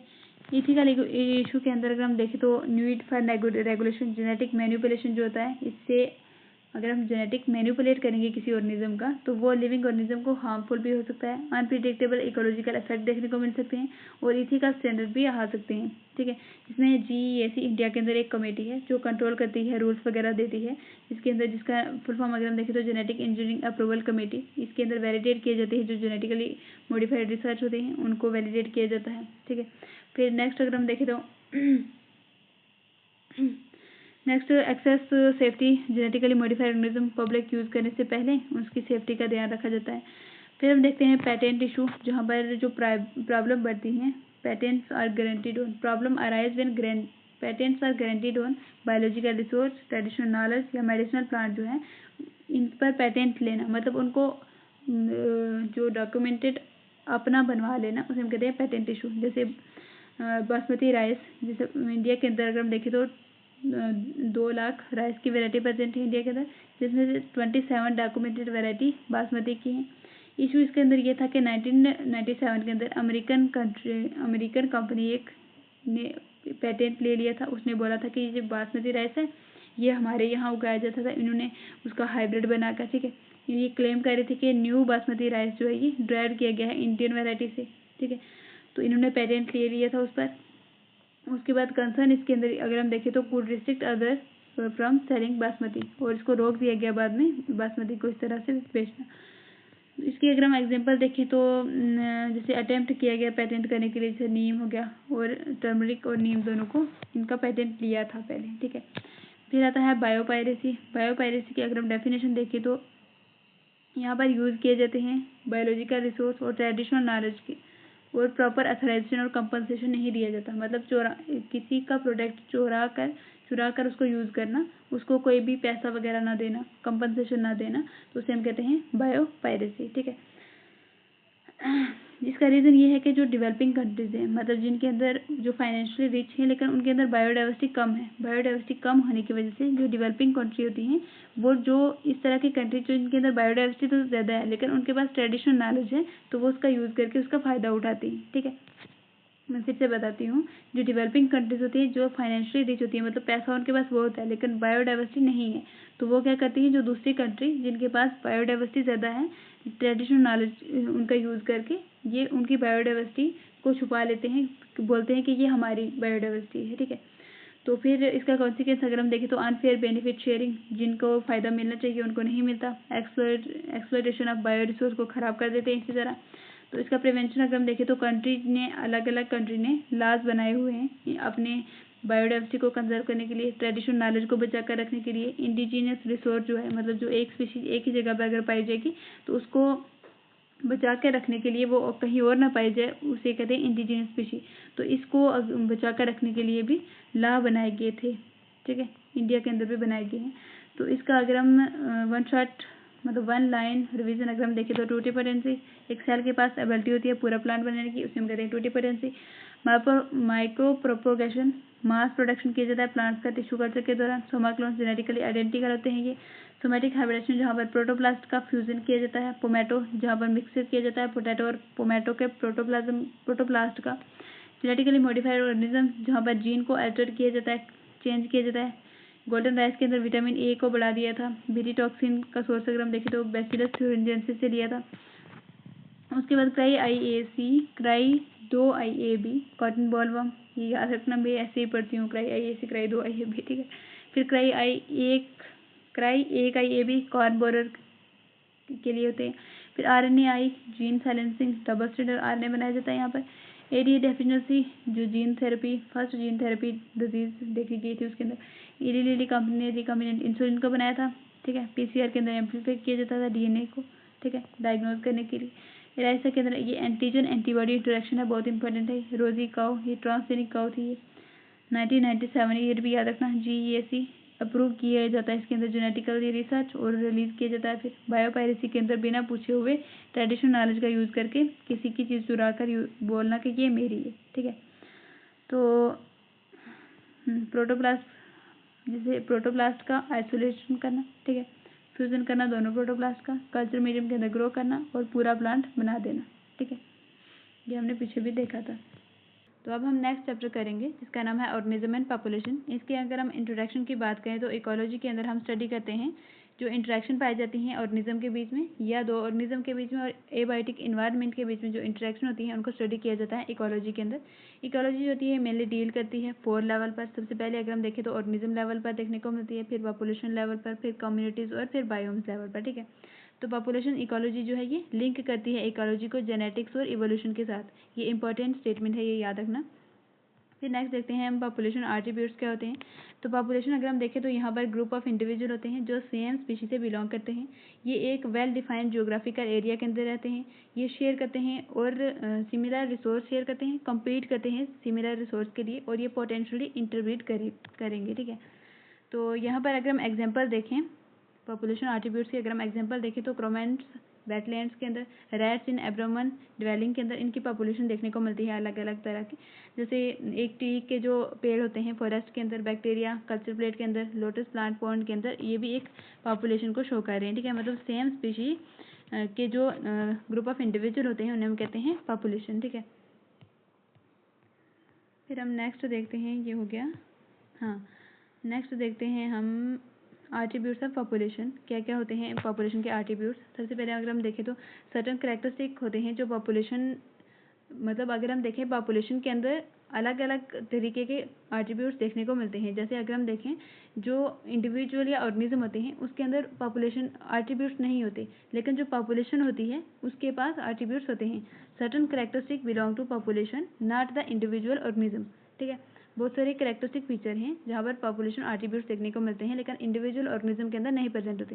जैसे बर्थ रेट की अगर हम बात करें, जिसे हम नेटिविटी भी कहते हैं, तो रेफर टू बर्थ पर इंडिविजुअल एट यूनिट टाइम, मतलब एक टाइम के अंदर कितने नंबर ऑफ इंडिविजुअल बर्थ ले रहे हैं उसे हम कहते हैं बर्थ रेट या नेटिलिटी। जैसे एग्जांपल एनसीईआरटी में बताई गई है, एक पॉन्ड है जिसके अंदर 20 लोटस प्लांट हैं, 8 नए प्लांट जो है ये प्रोड्यूस हो रहे हैं, और बर्थ रेट को जब हमने मतलब पता करना है बर्थ रेट कितना है तो हम इसको डिवाइड करेंगे 8 डिवाइडेड बाई, मतलब नए प्लांट्स कितने ऐड हो रहे हैं और पुराने कितने हैं, इनको अगर हम डिवाइड करेंगे तो ऑफस्प्रिंग आ जाएंगे 0.4 ऑफस्प्रिंग जो होती है ये पर ईयर जो है, मतलब बर्थ हो रही है 0.4 ऑफस्प्रिंग की पर ईयर जो लोटस के प्लांट हैं उनकी, ठीक है। फिर हम नेक्स्ट देखते हैं डेथ रेट, जिसे हम मोटिलिटी भी कहते हैं। इसका मतलब होता है number of death per unit time में कितनी डेथ हो रही है उसे हम कहते हैं डेथ रेट या मोटिलिटी। जैसे 4 फ्रूट फ्लाइज जो हैं ये मर रही हैं और पॉपुलेशन टोटल कितनी है 40, तो डेथ रेट अगर हमने पता करना है तो हम मतलब कितनी जो फ्रूट फ्लाइज हैं वो ख़त्म हो रही हैं, मतलब मर रही हैं, वो कितनी होगी 4, उसको डिवाइड करेंगे टोटल पॉपुलेशन से तो हमारे पास आ जाएगा 0.1 इंडिविजुअल जो है ये पर वीक जो है ये इनकी डेथ हो रही है, ठीक है। 0.1 individual fruit fly per week जो है इनकी डेथ हो रही है, इनका डेथ रेट ये आ जाएगा। फिर हम नेक्स्ट देखते हैं सेक्स रेशो। ये रेशो होता है मेल और फीमेल के पॉपुलेशन के अंदर देखा जाता है कितने परसेंट मेल परसेंट है और कितना परसेंट फीमेल परसेंट है। जैसे 60% फीमेल परसेंट होंगे एक पॉपुलेशन के अंदर और 40% उसमें मेल हैं, तो परसेंटेज से बताया जाता है इधर सेक्स रेशो को। फिर हम नेक्स्ट देखते हैं एज स्ट्रक्चर। जैसे population consist of individual and different ages. Population के अंदर इस तरह के इंडिविजुअल देखने को मिलते हैं जिनकी जो उम्र है वो अलग अलग होती है, तो एज डिस्ट्रीब्यूशन रिप्रेजेंट किया, मतलब एज डिस्ट्रीब्यूशन जो है ये हम रिप्रेजेंट करते हैं एज पिरामिड के द्वारा। 3 तरह के इसमें पिरामिड प्रेजेंट होते हैं, एक होता है एक्सपेंडिंग पॉपुलेशन, स्टेबल पॉपुलेशन और डिक्लाइनिंग पॉपुलेशन। एक्सपेंडिंग जो पॉपुलेशन का जो पिरामिड होता है इसके अंदर अगर हम देखें तो लार्ज नंबर ऑफ इंडिविजुअल जो यंग इंडिविजुअल होते हैं वो ज़्यादा होते हैं और यहाँ पर जो पॉपुलेशन होती है ये ग्रोइंग पॉपुलेशन होती है, ठीक है। फिर स्टेबल पॉपुलेशन के अंदर similar number of different age group जो है वो ज़्यादा देखने को मिलते हैं, सिमिलर मतलब डिफरेंट एज ग्रुप जो है वो उनके अंदर सिमिलर मतलब उन नंबर देखने को मिलता है उनके अंदर, तो यहाँ पर पॉपुलेशन जो है ये कांस्टेंट रहती है। फिर देखते हैं डिक्लाइनिंग पॉपुलेशन। यहाँ पर कुछ ही इंडिविजुअल देखने को मिलेंगे यंग इंडिविजुअल और पॉपुलेशन यहाँ पर कम हो जाएगी, डिक्रीज होगी पॉपुलेशन, ठीक है। नेक्स्ट हम बात करते हैं पॉपुलेशन डेंसिटी, जिसको हम एन से डिनोट करते हैं। तो population density refer to population size in habitat. एक हैबिटेट के अंदर जहाँ पर कोई ऑर्गेनिज्म रहता है या कोई पॉपुलेशन रहती है तो उसका साइज कितना है उसको हम पॉपुलेशन डेंसिटी से मेजर करते हैं। जैसे साइबेरियन क्रेन भारतपुर वेटलैंड के अंदर ये 10 से कम है और क्लैमिडोमोनास अगर हम देखें एक पॉन्ड के अंदर तो ये मिलियंस में होंगे, ठीक है। तो ये इनकी डेंसिटी अलग अलग हैबिटेट के हिसाब से इनकी डेंसिटी भी अलग अलग तरह की होती है। जैसे पॉपुलेशन डेंसिटी को हम मेजर करते हैं नंबर्स में। जैसे एक हिरन है जंगल के अंदर तो उसको हम गिन सकते हैं नंबर से, हम यहाँ पर इसका नंबर जो है डेंसिटी गिन सकते हैं। तो आप देखते हैं बायोमास। बायोमास के अंदर ये यूज़ किया जाता है, मतलब पॉपुलेशन डेंसिटी को मेजर करने के लिए बायोमास वहाँ पर यूज़ किया जाता है जब एक ऑर्गेनिज्म का साइज जो है वो बहुत अलग हो। जैसे एक सिंगल बनियान ट्री है और उसके नीचे 200 पार्थिनियम प्लांट प्रेजेंट होते हैं, तो यहाँ पर हम बायोमास से मेजर करेंगे पॉपुलेशन डेंसिटी को। फिर नेक्स्ट देखते हैं परसेंटेज कवर। ये यूज़ किया जाता है वेजिटेशन स्टडी के लिए। फिर रिलेटिव डेंसिटी, जब एग्जैक्ट काउंटिंग ना कर सके हों, एग्जैक्ट काउंटिंग करना डिफिकल्ट हो तो तब हम रिलेटिव डेंसिटी मतलब एक एस्टिमेट के लगा के उसके हिसाब से बताते हैं हम डेंसिटी। तो यहाँ पर एग्जांपल जैसे एक मछली, जब हम एक बार ट्रैप के अंदर मछलियाँ पकड़ते हैं तो एक बार ट्रैप में कितनी मछलियाँ आ रही हैं उसके हिसाब से हम बता सकते हैं कि इस पॉन्ड में मछलियाँ कितनी हो सकती हैं। फिर अगर टाइगर को हम गिन नहीं सकते एक एक करके, लेकिन एस्टिमेट लगा सकते हैं। इनके जो पग मार्क्स होते हैं फीकल मैटर जो है उनको उनकी स्टडी करके उससे हम उनके रिलेटिव डेंसिटी को बता सकते हैं।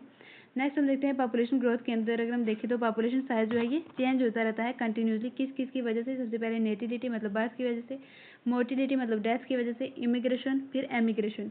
ये हम देखते हैं एमिग्रेशन का मतलब होता है एग्जिट कर देना, इमिग्रेशन का मतलब होता है इंटर हो जाना, ठीक है। तो ये हम देखते हैं इनको एक एक करके। सबसे पहले नेटिलिटी का क्या मतलब होता है, जिसका मतलब number of birth, addition of new individual, reproduction के थ्रू नए इंडिविजुअल जो ऐड हो रहे हैं उसे हम कहते हैं नेटिलिटी।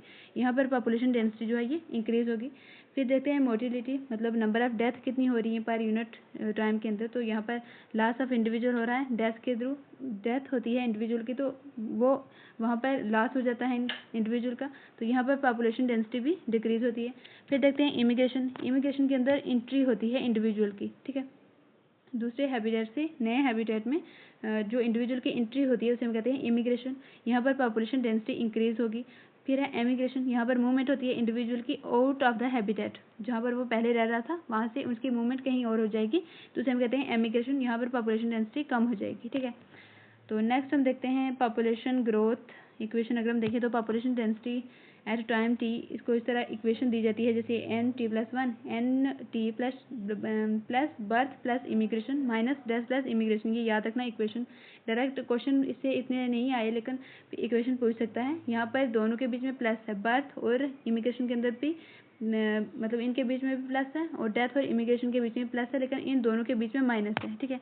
तो यहाँ पर अगर हम देखें तो बर्थ और इमिग्रेशन अगर ज़्यादा होंगी तो पॉपुलेशन इंक्रीज होगी और डेथ और इमिग्रेशन कम होनी चाहिए, ठीक है।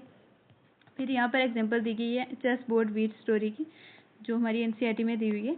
जैसे इसमें बोला गया है कि एक्सपोनेंशियल ग्रोथ एक्सप्लेन की गई है चेस बोर्ड वीट स्टोरी के मतलब इसमें एक्सप्लेन किया जाता है एक्सपोनेंशियल ग्रोथ किस तरह हो रही है। जैसे एक ग्रेन अगर हम डालेंगे, एक फर्स्ट स्केयर के अंदर अगर हम 1 ग्रेन डालें, सेकंड स्केयर के अंदर अगर हम 2 ग्रेन डालें, थर्ड स्केयर के अंदर अगर हम 4 ग्रेन डालें, तो नंबर ऑफ ग्रेन जो है ये डबल हो रहे हैं सक्सेसिव। जब हम स्केयर की तरफ जा रहे हैं तो हमें जो वीड्स के जो हम गंदम के बीज रख रहे हैं उनके जो नंबर हैं वो ज़्यादा हमें देने पड़ रहे हैं, स्केयर में ज़्यादा रखने पड़ रहे हैं। तो इसी तरह अगर हम देखें तो 64 स्केयर पर अगर हम जाएंगे तो ये सारे हमारे पास जो मतलब जो वीट होगी हमारे पास जो सीड होंगे वो ख़त्म हो जाएंगे, ये काफ़ी नहीं होंगे, ठीक है।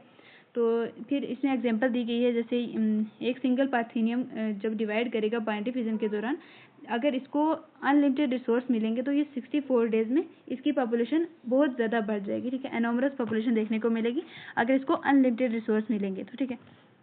फिर हम नेक्स्ट बात करते हैं ग्रोथ मॉडल्स की। जैसे एक्सपोनेंशियल ग्रोथ अगर हम देखें तो यहाँ पर रिसोर्स जो है ये अनलिमिटेड होते हैं, कंपटीशन नहीं पाया जाता। यहाँ पर पॉपुलेशन ग्रो करती है जियोमेट्रिक मैनर के अंदर, इक्वेशन होती है इसकी dn/dt = rn। इंटीग्रेशन फॉर्म के अंदर इसको लिखा जाता है nt = n0 e⁻rt। यहाँ पर nt होता है population density after time t, n0 होता है इनिशियल पॉपुलेशन डेंसिटी, r होता है intrinsic rate of natural increase और e की वैल्यू ये याद रखना 2.71828, ठीक है। ये याद रखना, इसे क्वेश्चन आया हुआ नहीं है लेकिन आ सकता है, ठीक है। फिर हम नेक्स्ट कैरेक्टरिस्टिक की अगर हम बात करें यहाँ पर, हाँ, एक्सपोनेंशियल ग्रोथ की अगर हम कैरेक्टरिस्टिक की बात करें तो यहाँ पर जे शेप कर्व देखने को मिलता है, ठीक है। ग्रोथ रैपिड होती है और अनरियलिस्टिक होती है, अनस्ट्रिक्टेड होती है। उसके बाद इस तरह का ग्राफ देखने को मिलता है। एग्जांपल अगर हम देखें तो आर की वैल्यू जो है ये वेरी करती है, जैसे ऑर्गेनिज्म कौन सा है, जैसे नॉर्वे रेट अगर हम देखें तो यहाँ पर आर की वैल्यू 0.015 होती है। फ्लोर जो बीटल होती है इसकी आर वैल्यू 0.012 होती है। इंडियन के अंदर पॉपुलेशन अगर हम देखें तो इंडिया की 1981 के अंदर पॉपुलेशन की जो आर वैल्यू थी वो थी 0.0205, ठीक है। ये टेबल की फॉर्म में आपसे पूछ सकता है, ये याद रखना। फिर नेक्स्ट हम देखते हैं लॉजिस्टिक ग्रोथ। लॉजिस्टिक ग्रोथ अगर हम देखें तो नेचर के अंदर रिसोर्स जो है ये लिमिटेड होते हैं और इसकी वजह से अनलिमिटेड ग्रोथ जो है ये इम्पॉसिबल होती है इसके अंदर, ठीक है। और यहाँ पर हर habitat every habitat has maximum population size, उसे हम कहते हैं कैरिंग कैपेसिटी। हर हैबिटेट के अंदर एक मैक्सिमम पॉपुलेशन साइज होता है जिसे हम कहते हैं carrying capacity, maximum number of individual जो सपोर्ट करते हैं एक हैबिटेट को, उसे हम कहते हैं कैरिंग कैपेसिटी। इसको के से डिनोट करते हैं। कैरेक्टरिस्टिक अगर हम देखें लॉजिस्टिक ग्रोथ की तो यहाँ पर पॉपुलेशन शो करती है। सबसे पहले लैग फेज देखने को मिलती है, फिर एक्सप्लोरेशन फेज जिसे हम लॉग फेज भी कहते हैं, फिर डिक्लेरेशन फेज, फिर आ जाती है स्टेशनरी फेज और यहाँ पर सिग्मॉइड शेप का देखने को मिलता है, ठीक है। फिर इक्वेशन की अगर हम बात करें तो dn/dt = rn k - n/k, ये इक्वेशन देखने को मिलती है, ये इंपॉर्टेंट है यहाँ पर, जहाँ पर n डिनोट करता है पॉपुलेशन डेंसिटी को, r rate of natural increase, k carrying capacity को। उसके बाद जो लॉजिस्टिक ग्रोथ मॉडल होता है इसको हम वेलेस्ट पर लॉजिस्टिक ग्रोथ भी कहते हैं, ठीक है। उसके इंपॉर्टेंस अगर हम देखें तो ये मोर रियलिस्टिक होती है, मतलब ये नेचर के अंदर लॉजिस्टिक ग्रोथ ही एग्जिस्ट करती है। जैसे हमने देखा था एक्सपोनेंशियल ग्रोथ, यहाँ पर जो न्यूट्रिएंट्स थे ये अनलिमिटेड थे और जैसे रेनी सीजन के अंदर जो इंसेक्ट वगैरह होते हैं उनकी जो क्वांटिटी है वो बहुत ज़्यादा बढ़ जाती है, लेकिन जब बारिश ख़त्म हो जाती है तो बारिश ख़त्म होने के बाद जब धूप वगैरह लग जाती है तो वो कीड़े मकोड़े भी साथ में ख़त्म हो जाते हैं, मतलब एक्सपोनेंशियली वो उनकी ग्रोथ हुई, लेकिन जब उनको न्यूट्रिएंट नहीं मिले तो तब वो ख़त्म भी हो गए जल्दी, ठीक है। तो वो देखने को मिलते थे हमें एक्सपोनेंशियल ग्रोथ के अंदर। और लॉजिस्टिक जो ग्रोथ होती है, लॉजिस्टिक ग्रोथ, ये मोर रियलिस्टिक मॉडल होता है। ये रिसोर्स इवेंचुअली लिमिटिंग, इनके अंदर रिसोर्स जो है ये लिमिटिंग हो जाते हैं और ये मोस्ट नेचुरल पॉपुलेशन मतलब माना जाता है, नेचुरल पॉपुलेशन के अंदर देखने को मिलते हैं लॉजिस्टिक ग्रोथ, ठीक है। नेक्स्ट हम देखते हैं लाइफ हिस्ट्री एंड वेरिएशन। जैसे पॉपुलेशन जो है ये इवॉल्व हुई है मैक्सिमाइज करने के लिए रिप्रोडक्टिव फिटनेस, जो डार्विन ने बताई थी रिप्रोडक्टिव फिटनेस, जहाँ पर एक ऑर्गेनिज्म जो है ये अडॉप्ट करता है अलग अलग रिप्रोडक्टिव स्ट्रेटजीज। जैसे 4 तरह की स्ट्रेटजीज होती हैं मेन, जिसमें कुछ ऑर्गेनिज्म ऐसे होते हैं जो लाइफ टाइम में एक ही बार ब्रीड करते हैं, जैसे पैसिफिक सैल्मन फिश और बम्बो, ठीक है, ये लाइफ टाइम में एक ही बार ब्रीड करती हैं। जैसे कुछ जो होती हैं वो ब्रीड करती हैं बहुत सारी टाइम, ठीक है। इस तरह के ऑर्गेनिज्म जो लाइफ टाइम में बहुत बार ब्रीड करते हैं, जैसे बर्ड्स और मैमल, ठीक है। फिर जो है मैनी स्मॉल ऑफस्प्रिंग प्रोड्यूस करेंगे, ओस्टेरस और पैलेजिक फिश, मतलब छोटे छोटे ऑफस्प्रिंग प्रोड्यूस करेंगे जो उनका साइज जो है वो बहुत छोटा होगा। फिर लार्ज ऑफस्प्रिंग का साइज होगा और बहुत बार ये भी लाइफ टाइम में रिप्रोड्यूस करेंगे, जैसे बर्ड्स और मैमल आ गया, ठीक है। ये याद रखना, एग्जाम्पल इन पर से क्वेश्चन आ सकता है। फिर इंपॉर्टेंट बात अगर हम यहाँ पर देखें तो लाइफ हिस्ट्री ट्रेट इवॉल्व होते हैं अकॉर्डिंग टू एबायोटिक फैक्टर किस तरह के हैं वहाँ पर, और बायोटिक फैक्टर किस तरह के हैं। एबायोटिक मतलब नॉन लिविंग फैक्टर किस तरह के हैं, और बायोटिक फैक्टर मतलब वो हैबिटेट के किस तरह के हैं। तो ये अडेप्टेशन मैक्सिमाइज करती हैं रिप्रोडक्टिव फिटनेस को। नेक्स्ट हम देखते हैं पॉपुलेशन एट्रीब्यूट्स। तो यहाँ से हम स्टार्ट करते हैं। यहाँ पर लिखा हुआ है कि कोई भी स्पीशी जो है ये no species can live completely isolated in nature. Nature के अंदर कोई भी ऐसी स्पीशी नहीं है जो सिर्फ अकेली रहती हो। ऑर्गेनिज्म इंटरेक्ट करते हैं एक दूसरी स्पीशी के साथ, वहाँ से खाना लेते हैं, शेल्टर लेते हैं, पॉलिनेशन करवाते हैं, न्यूट्रिएंट साइक्लिंग में हेल्प करते हैं, और इकोलॉजिकल सर्विसेज जो होती हैं उनको भी मेंटेन करते हैं, ठीक है। और यही इंटरेक्शन देखने को मिलती है हमें पॉपुलेशन ऑफ डिफरेंट स्पीशी के बीच में, इसे हम कहते हैं इंटर स्पेसिफिक इंटरेक्शन, ठीक है। जो इंटरेक्शन हमें देखने को मिलती है पॉपुलेशन ऑफ डिफरेंट स्पीशी के बीच में, उन्हें हम कहते हैं इंटर स्पेसिफिक इंटरेक्शन। इंपॉर्टेंट है, ये याद रखना। तो टाइप ऑफ इंटरेक्शन की अगर हम बात करें तो यहाँ से भी क्वेश्चन पूछा जाता है मैच द फॉलोइंग की फॉर्म में। जैसे इंटरेक्शन देखने को मिलता है स्पीशी ए और स्पीशी बी, 2 स्पीशी हैं यहाँ पर, इनके अंदर इंटरेक्शन जैसे म्यूटेज्म का हो सकता है, मतलब दोनों स्पीशी को फायदा हो रहा है। कंपटीशन के अंदर दोनों स्पीशी को नुकसान हो रहा है, ठीक है। प्रीडेशन के अंदर एक को फायदा हो रहा है, दूसरी को नुकसान हो रहा है। पैरासिटिज्म के अंदर भी एक को फायदा और दूसरी को नुकसान, लेकिन इनमें साइंस सेम है, लेकिन इनमें डिफरेंस क्या है कि प्रीडेशन के अंदर जो स्पीशी ए होती है वो स्पीशी बी को मारकर खा जाती है, ठीक है। मतलब ए स्पीशी को फायदा हो गया और बी स्पीशी जो वो खत्म हो गई, उसको खा दिया ए ने, तो नुकसान हो गया। तो पैरासिटिज्म के अंदर किसी लिविंग ऑर्गेनिज्म के अंदर रहकर उसको आस्ता आस्ता मारना, यहाँ पर डायरेक्ट उसी टाइम मार के खा दिया था प्रीडेशन के दौरान। लेकिन पैरासिटिज्म के अंदर उसको मतलब जैसे को पैरासाइट किसी ऑर्गेनिज्म के अंदर जाता है, वहाँ से न्यूट्रिशन लेता है, तो उसकी बाद में सीवियर केसेस के अंदर डेथ भी करवा देता है, पैरासाइट की वजह से डेथ भी हो सकती है, लेकिन पहले जो है ये अचानक से डेथ नहीं होती पैरासिटिज्म के अंदर, ठीक है। फिर कमेंसलिज्म के अंदर स्पीशी ए को फायदा होता है, बी को कोई भी फायदा नहीं है, ना नुकसान होता है। अमेंसलिज्म के अंदर भी एक को नुकसान होता है, दूसरी को ना फायदा और ना नुकसान होता है, ठीक है। तो ये सिंपल रिप्रेजेंट करते हैं, प्लस है अगर तो बेनिफिट, माइनस है अगर तो अनहार्म्ड, और जीरो है अगर तो अनअफेक्टेड होगी या अनहार्म्ड होगी, ठीक है।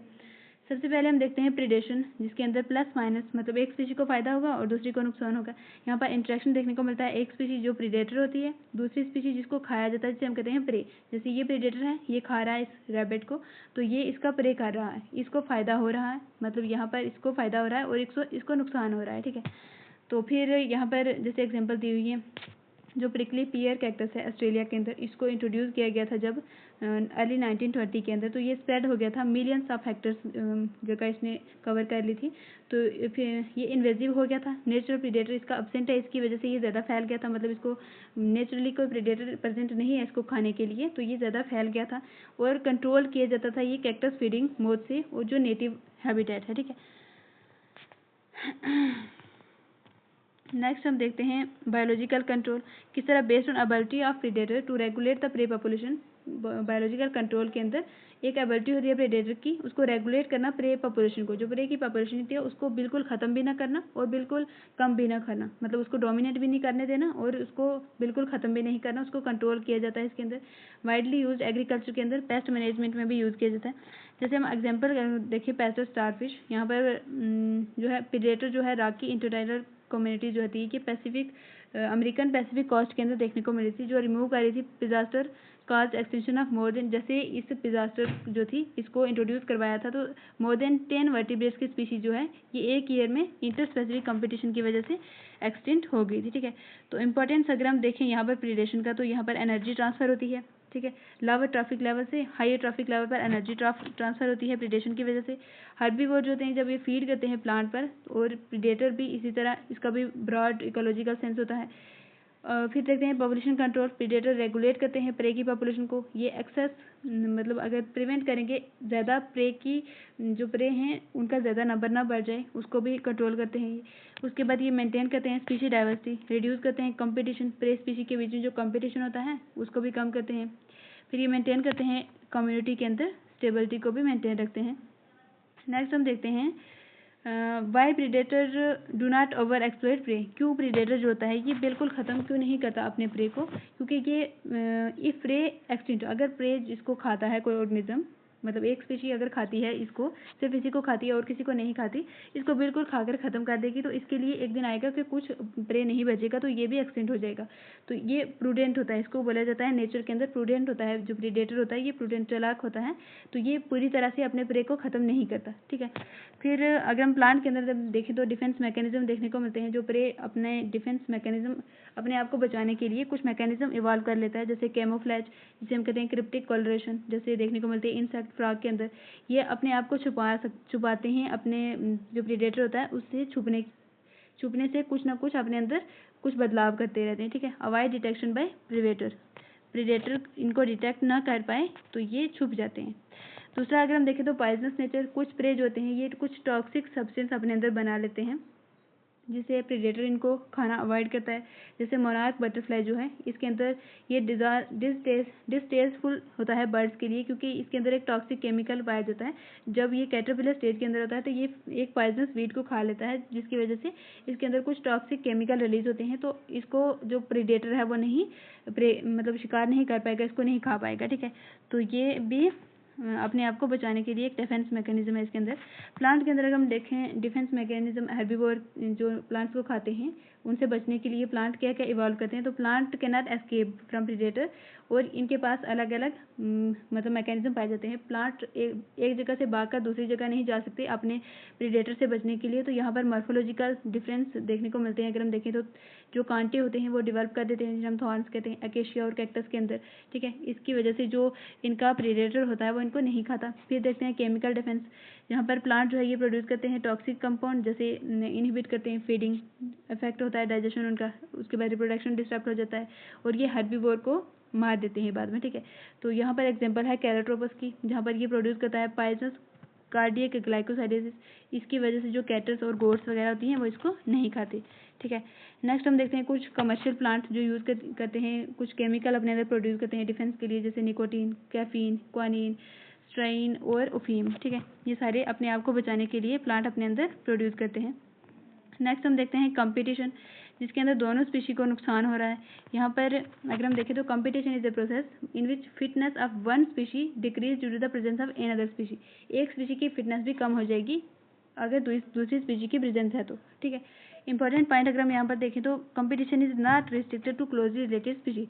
ये बिल्कुल ये नहीं माना जाता कि जो कंपटीशन है ये सिर्फ क्लोजली रिलेटेड स्पीशी में होगा, ये डिफरेंट स्पीशी में भी हो सकता है, ठीक है। यहाँ पर ये स्टेटमेंट आ सकती है कि कंपटीशन सिर्फ क्लोजली रिलेटेड स्पीशी में प्रेजेंट होता है, लेकिन ये सच नहीं है, ठीक है। जैसे एग्जांपल यहाँ पर दी गई है कि जो फ्लैमिंगो होती हैं और फिश होती हैं ये कम्पीट करती हैं जू प्लैंक्टन के लिए साउथ अमेरिकन लेक्स के अंदर, ठीक है।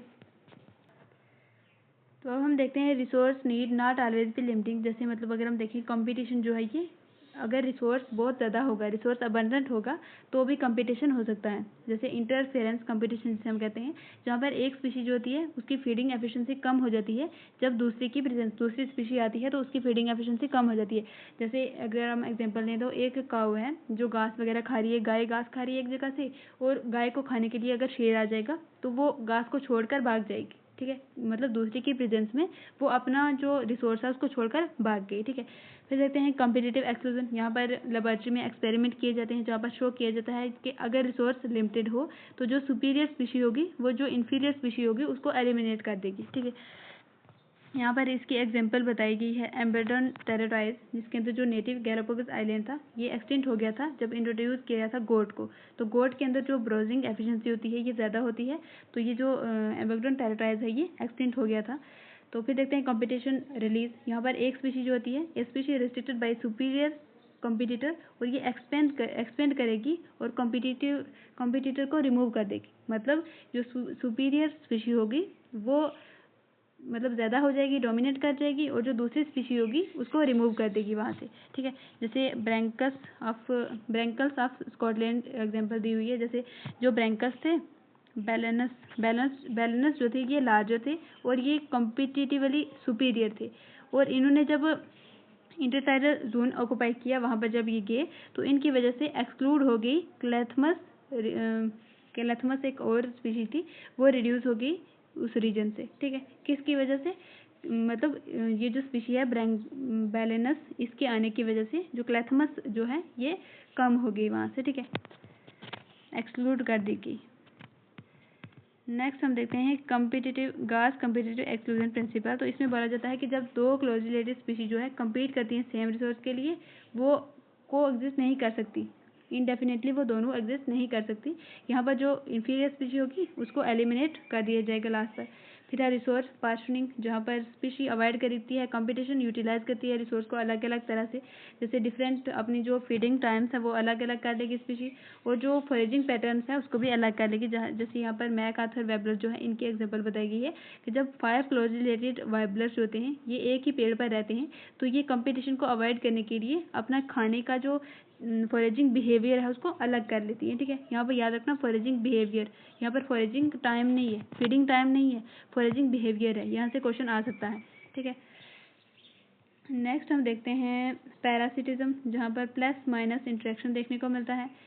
यहाँ पर एक स्पीशीज होती है interaction in which one species जो पैरासाइट होती है और दूसरी जो होस्ट होती है जिसको नुकसान होता है। पैरासाइट को फायदा होता है और दूसरी को होता है नुकसान। जैसे इसकी अगर हम कैरेक्टरिस्टिक की बात करें तो पैरासाइट के अंदर क्या कैरेक्टरिस्टिक अगर हम देखें तो बहुत सारे पैरासाइट होते हैं, ये होस्ट स्पेसिफिक होते हैं, इनके अंदर स्पेशल अडेप्टेशन देखने को मिलती है, इनके अंदर अननेसेसरी सेक्स ऑर्गन नहीं पाए जाते, इनके अंदर हुक एंड सकर प्रेजेंट होते हैं, डाइजेस्टिव सिस्टम नहीं प्रेजेंट होता क्योंकि ये डायरेक्ट न्यूट्रिशन लेते हैं जो इनका होता है होस्ट होता है उससे। उसके बाद इनके पास रिप्रोडक्टिव कैपेसिटी भी हाई होती है। फिर हम देखते हैं कोएवोल्यूशन, जब होस्ट जो है ये क्या डिवेल्प करता है मैकेनिज्म को, तो होस्ट डिवेल्प करता है रेजिस्टेंस मैकेनिज्म, पैरासाइट इवॉल्व करता है काउंटर अडाप्टेशन, और दोनों इवॉल्व करते हैं इकट्ठे। मतलब अगर जो होस्ट है वो अपने अंदर कुछ चेंजेस कर रहा है तो जो पैरासाइट है वो भी अपने अंदर कोई नए नए तरीके अडाप्ट कर लेगा, ठीक है। फिर देखते हैं कॉम्प्लेक्स लाइफ साइकिल, जैसे many parasite require intermediate host और वेक्टर। बहुत सारे पैरासाइट जो होते हैं उनको चाहिए होता है इंटरमीडिएट होस्ट या वेक्टर। जैसे ह्यूमन लिवर फ्लूक का अगर हम देखें तो यहाँ पर चाहिए होगा स्नेल और फिश, ये इंटरमीडिएट होस्ट होते हैं यहाँ पर। फिर एग्जांपल मलेरियल पैरासाइट के अंदर यहाँ पर जो मस्कीटो वेक्टर होती है ये ट्रांसमिशन में हेल्प करती है, ये यहाँ पर होस्ट होता है इंटरमीडिएट।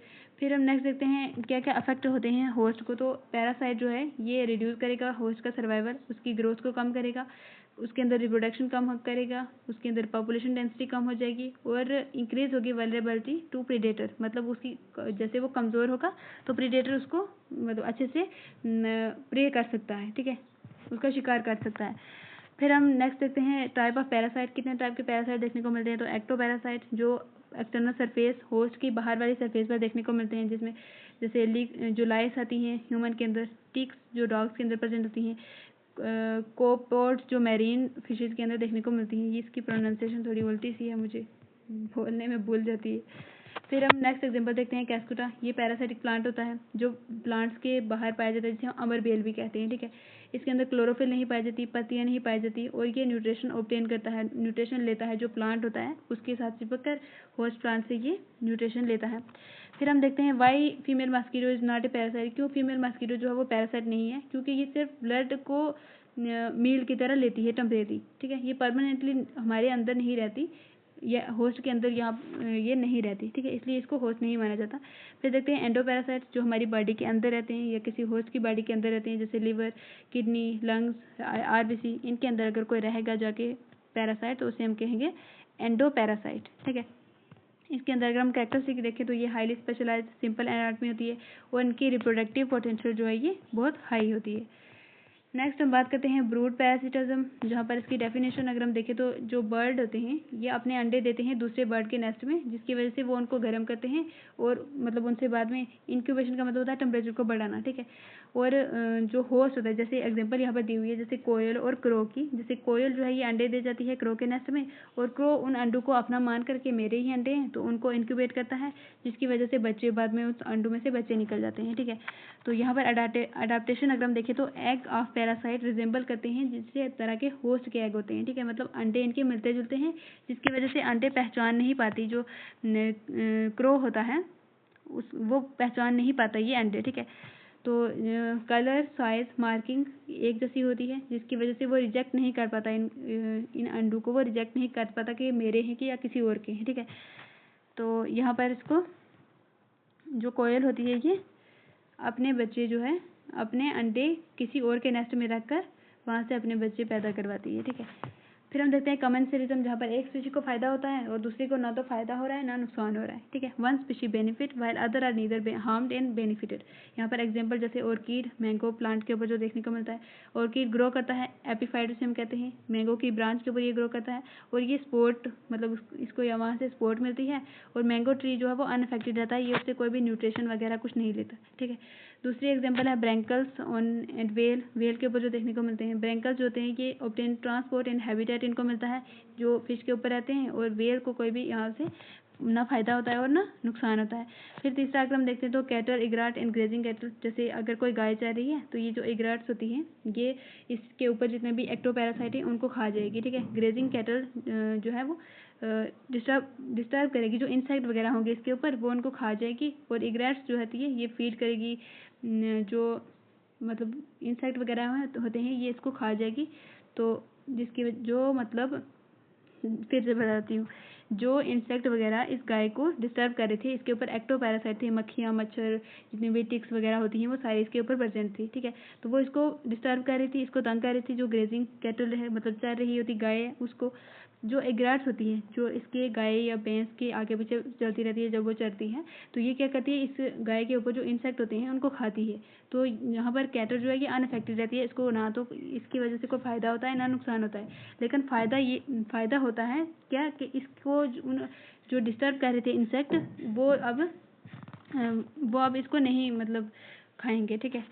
फिर हम नेक्स्ट देखते हैं क्लॉन फिश, जो सी एनिमल के बीच में देखने को मिलती है। क्लॉन फिश जो होती है ये प्रोटेक्ट करती है, कुछ टेंटिकल्स प्रेजेंट होते हैं इनको, मतलब दूसरी स्पीशी इनको आकर ना खाए, तो क्लॉन फिश जो है प्रोटेक्शन प्रोवाइड करती है सी एनिमल को, तो सी एनिमल जो है ये अनअफेक्टेड रहती है।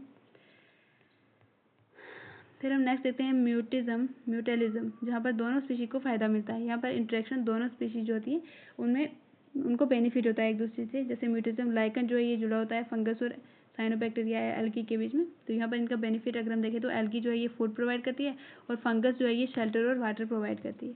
फिर दूसरा देखने को मिलता है हमें माइकोराइजा, जिसका एसोसिएशन देखने को मिलता है फंजाई और रूट ऑफ हायर प्लांट के अंदर। यहाँ पर फंजाई जो होती है ये एब्जॉर्प्शन न्यूट्रिशन को एब्जॉर्ब करने में हेल्प करती है, और प्लांट जो है ये प्रोवाइड करता है कार्बोहाइड्रेट फंजाई को। नेक्स्ट हम देखते हैं प्लांट एंड एनिमल के अंदर अगर हम देखें तो प्लांट रिक्वायर एनिमल्स, पॉलिनेशन के लिए प्लांट को एनिमल चाहिए होंगे, सीड को डिस्पर्स करने के लिए एनिमल्स रिसीव करते हैं रिवार्ड प्लांट से, क्या नेक्टर पोलन और फ्रूट मिलते हैं एनिमल्स को। फिर होता है कोएवोल्यूशन, म्यूचुअलिस्टिक पार्टनर इवाल्व हो जाता है खुद together to maintain the relationship, मतलब जो दूसरा पार्टनर है जैसे दोनों स्पीशी को फायदा हो रहा था तो एक जो स्पीशी है वो खुद को इवाल्व कर लेगी उसी तरह से जिसे हम कहते हैं को इवोल्यूशन, ठीक है। जिसकी एग्जांपल अगर हम देखें तो फिग ट्री और नहीं आगे देखेंगे फिग ट्री एंड वैस्प म्यूटेजम अगर हम देखें तो यहाँ पर 1-to-1 रिलेशनशिप है। वैस्प के अंदर अगर हम देखें तो इसका क्या बेनिफिट होता है, ये यूज़ करती है फिग फ्रूट को और वहाँ पर अंडे देती है फिग फ्रूट के अंदर, ठीक है। और डेवलपिंग सीड जो है उनको नरिशमेंट प्रोवाइड करती है जो लार्वा होते हैं उनसे। तो फिग को क्या बेनिफिट मिलता है, जो वैस्प है ये पोलिनेट कर देगी फिग के इन्फ्लोरेसेंस को। फिर हम नेक्स्ट देखते हैं ऑर्किड एंड बी म्यूचुअलिज्म। यहाँ पर ओफ्रीज ऑर्किड जो होती हैं इनमें सेक्सुअल डिसीड देखने को मिलती है। यहाँ पर एक पेटल जो है ये रिजेंबल करता है हो बहू जो फीमेल बी होती है उसकी तरह दिखने लगता है पेटल, और यहाँ पर कलर शेप और मार्किंग उसी तरह की होती है। जिसके अंदर प्रोसेस अगर हम देखें तो मेल बी मिस्टेकली उसके ऊपर जब बैठती है फीमेल बी समझकर उसको, तो यहाँ पर स्यूडो कॉपुलेशन होती है, ठीक है। इंपॉर्टेंट पॉइंट है याद रखना। पोलन जो है उसके पैरों के साथ चिपक जाएंगे और पोलन ट्रांसफर होंगे दूसरे फ्लावर पर, जब बीज जाएगी तो वहाँ पर पोलन को भी साथ में लेकर जाएगी, तो वहाँ पर हो जाएगी फिर पॉलिनेशन, ठीक है। तो यहाँ पर हमारा ये चैप्टर एंड होता है। नेक्स्ट हम स्टार्ट करने जा रहे हैं इकोसिस्टम। इकोसिस्टम की अगर हम बात करें तो इकोसिस्टम जो है ये फंक्शनल यूनिट होता है नेचर के अंदर, जहाँ पर लिविंग ऑर्गेनिज्म इंटरेक्ट करते हैं सराउंडिंग एनवायरनमेंट के साथ, उसे हम कहते हैं इकोसिस्टम। जहाँ पर टाइप ऑफ इकोसिस्टम की अगर हम बात करें तो टेरेस्ट्रियल इकोसिस्टम, जहाँ पर देखने को मिलते हैं हमें फॉरेस्ट, ग्रासलैंड और डेजर्ट, ये सारे आते हैं टेरेस्ट्रियल इकोसिस्टम में। एक्वेटिक के अंदर पॉन्ड, लेक, वेटलैंड, रिवर और ईस्चुरीज वो होती है जहाँ पर रिवर और जो समुद्र होते हैं ये मिलते हैं, उसे हम कहते हैं ईस्चुरीज। ठीक है, मेन इकोसिस्टम क्रॉप फील्ड और एक्वेरियम हो गए। नेक्स्ट हम बात करते हैं मेन एस्पेक्ट क्या होते हैं इकोसिस्टम के। तो इनका काम होता है productivity, decomposition, energy flow, nutrient cycling में हेल्प करना। जैसे अगर हम स्ट्रक्चर देखें इकोसिस्टम का, तो इंटरेक्शन देखने को मिलती है इकोसिस्टम में बायोटिक और एबायोटिक कंपोनेंट के बीच में। फिजिकल स्ट्रक्चर इकोसिस्टम का यही बनाता है। स्पीशी कंपोजिशन की अगर हम बात करें तो आइडेंटिफाई करना, उनको नंबर देना, प्लांट और एनिमल स्पीशी को जो प्रेजेंट होते हैं इकोसिस्टम के अंदर। फिर स्ट्रेटिफिकेशन, जहाँ पर वर्टिकल डिस्ट्रीब्यूशन होती है स्पीशी की डिफरेंट लेवल पर। इंपॉर्टेंट है याद रखना, यहाँ पर सेम लेवल लिख सकता है लेकिन vertical distribution of species different level पर देखने को मिलती है। जिसकी एग्जाम्पल अगर हम देखें तो एक जंगल के अंदर अगर हम देखें तो टॉप लेयर पर ट्रीज देखने को मिलते हैं, मिडिल में थोड़े छोटे प्लांट देखने को मिलते हैं जिन्हें हम कहते हैं शर्ब्स, और हर्ब्स और ग्रासेज होते हैं ये बिल्कुल बॉटम लेयर में देखने को मिलते हैं एक जंगल के अंदर। ठीक है, नेक्स्ट हम बात करते हैं पॉन्ड इकोसिस्टम के अंदर। ठीक है, पॉन्ड इकोसिस्टम की अगर हम बात करें तो ये सेल्फ सस्टेनेबल होता है, रिलेटिवली सिंपल इकोसिस्टम होता है। जैसे अगर हम यहाँ पर देखें बायोटिक कंपोनेंट कौन से पाए जाते हैं, तो बायोटिक कंपोनेंट एबायोटिक कंपोनेंट कौन से पाए जाते हैं, मतलब नॉन लिविंग कंपोनेंट। वाटर होता है, डिजॉल्व इनऑर्गेनिक सब्सटेंस पाए जाते हैं पॉन्ड के अंदर, डिजॉल्व ऑर्गेनिक सब्सटेंस पाए जाते हैं, और रिच सॉइल डिपॉजिट हो जाती है बॉटम के अंदर। जो पॉन्ड का बॉटम होता है वहाँ पर सॉइल डिपॉजिट हो जाती है। फिर एनवायरनमेंट फैक्टर अगर हम देखें तो सोलर एनर्जी, टेम्परेचर की cycle, day rain, climatic factor जो है ये भी डिपेंड करते हैं किस तरह का पॉन्ड इकोसिस्टम है। फिर देखते हैं एटोट्रॉफ कौन से होते हैं पॉन्ड इकोसिस्टम के अंदर, तो हम कहते हैं प्रोड्यूसर, जिसमें phytoplankton, algae, floating plant, submerge plant और मार्जिनल प्लांट आते हैं। फिर आता है कंज्यूमर, जो जूप्लैंक्टन, free swimming organism, bottom dwelling organism, ये सारे आते हैं कंज्यूमर के अंदर। डीकम्पोजर कौन से पाए जाते हैं, फंजाई, बैक्टीरिया और फ्लैजिलेट। इंपॉर्टेंट है याद रखना कौन कौन से डीकम्पोजर पाए जाते हैं पॉन्ड इकोसिस्टम में, ये याद रखना। फिर फंक्शन की अगर हम बात करें तो conservation of inorganic matter into organic matter के अंदर ये एटोट्रॉफ से किया जाता है। इनऑर्गेनिक मैटर को कंजर्व करना किसके अंदर, ऑर्गेनिक मैटर के अंदर ये एटोट्रॉफ करते हैं।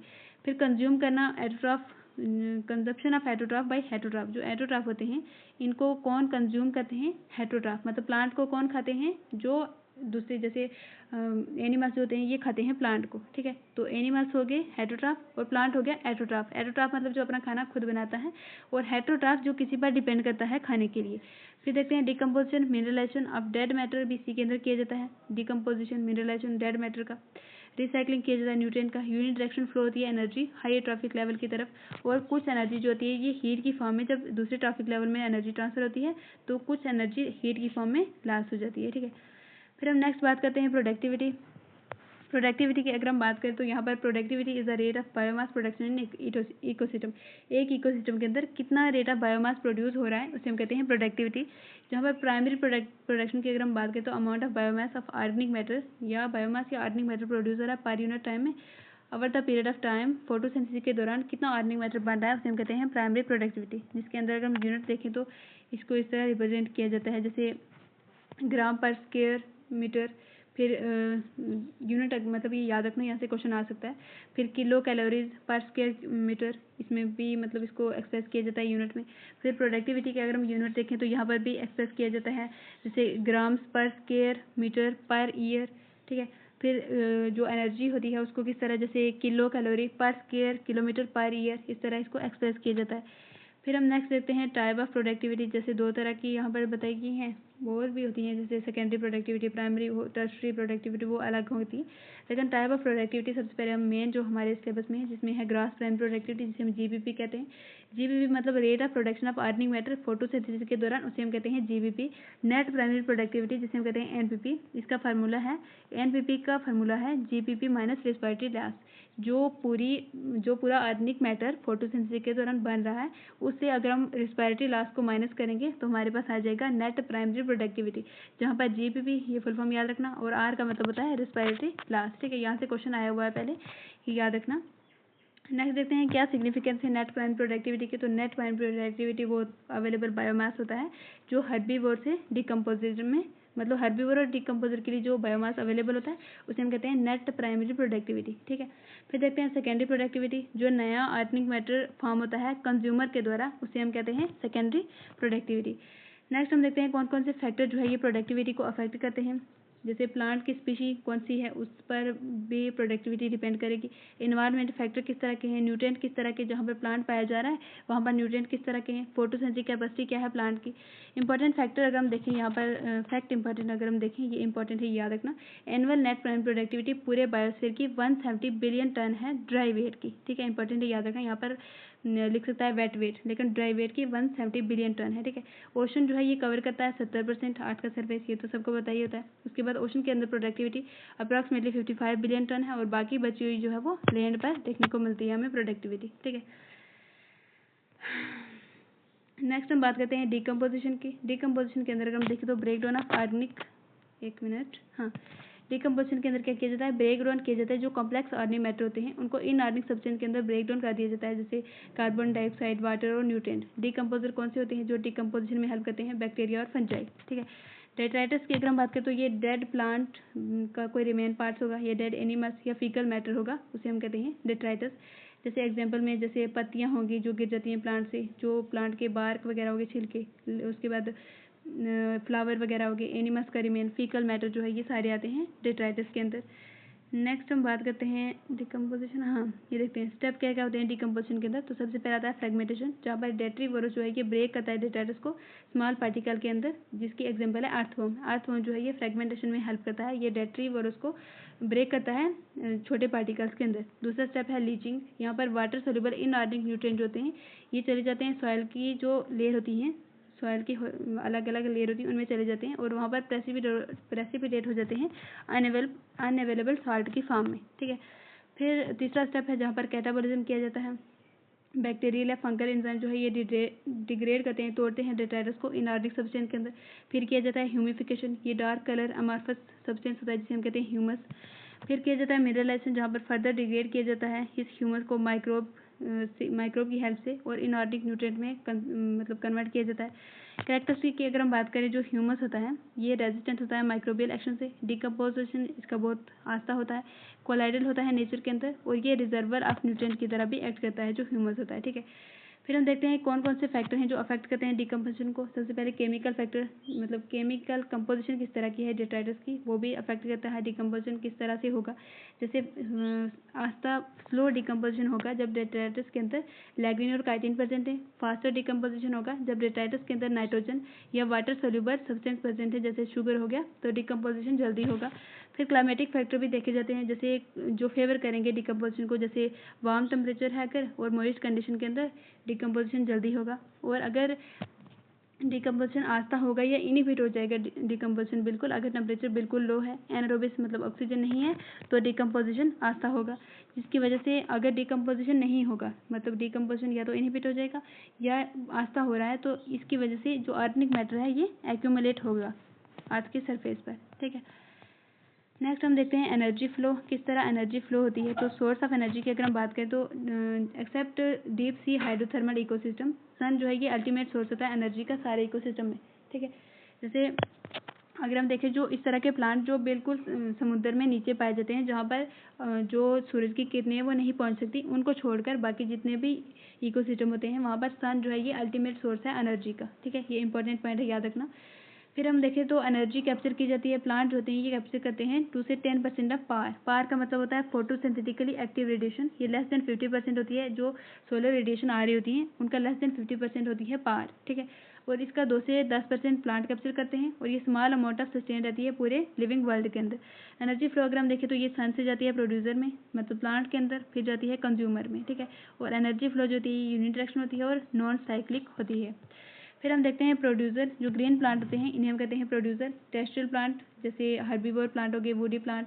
एक्वेटिक प्रोड्यूसर जिसमें प्लैंकटन, एल्गी और हायर प्लांट आते हैं।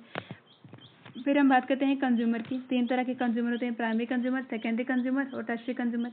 प्राइमरी कंज्यूमर जो प्रोड्यूसर को खाते हैं, जैसे इंसेक्ट, बर्ड्स, मैमल्स और मोलस्कस, ये होते हैं प्राइमरी कंज्यूमर। सेकेंडरी कंज्यूमर जो प्राइमरी कंज्यूमर को खाते हैं, ये फीड करते हैं हर्बीवोर को, ठीक है। फिर आते हैं टर्शियरी कंज्यूमर जो खाते हैं सेकेंडरी कंज्यूमर को, उसे हम कहते हैं टर्शियरी कंज्यूमर। नेक्स्ट हम बात करते हैं ग्रेजिंग फूड चेन की, ठीक है, जिसे हम कहते हैं GFC, जहाँ पर जैसे ग्रास को खाएगी गोट और गोट को खा जाएगा मैन। जैसे ग्रास है प्रोड्यूसर, गोट है प्राइमरी कंज्यूमर, मैन हो जाएगा सेकेंडरी कंज्यूमर, ठीक है। फिर हम देखते हैं डेट्राइटस फूड चेन। यहाँ पर ये स्टार्ट होता है डेड ऑर्गेनिक मैटर से, डेट्राइटस से डिकम्पोजर, फिर कंज्यूमर तक। ठीक है, यहाँ पर डिकम्पोजर अगर हम देखें तो बैक्टीरिया और फंजाई होते हैं, ये याद रखना, यहाँ से क्वेश्चन आता है।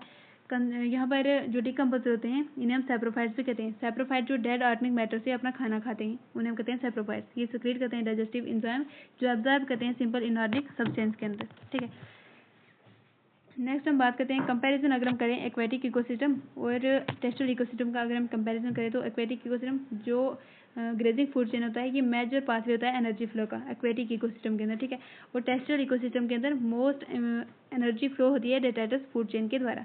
ठीक है, नेक्स्ट हम देखते हैं फूड वेब, जहाँ पर ये इंटरकनेक्शन देखने को मिलता है फूड चेन के बीच में और फूड वेब के बीच में। ओमनिवोर जो मीट और घास दोनों खाते हैं उन्हें हम कहते हैं ओमनिवोर। ठीक है, जैसे animals feeding at more than at one trophic level पर, जैसे हमारी एनसीईआरटी के अकॉर्डिंग ओमनिवोर वो होते हैं जो एक से ज़्यादा ट्रॉफिक लेवल पर फीड करते हैं, उन्हें हम कहते हैं ओमनिवोर। जैसे हमने 3 तरह के पढ़े, एटोट्रॉफ जो अपना खाना खुद बनाते हैं, हेटरोट्रॉफ जो किसी पर डिपेंड करते हैं, ओमनिवोर जो मीट और मतलब ग्रास वगैरह दोनों खाते हैं।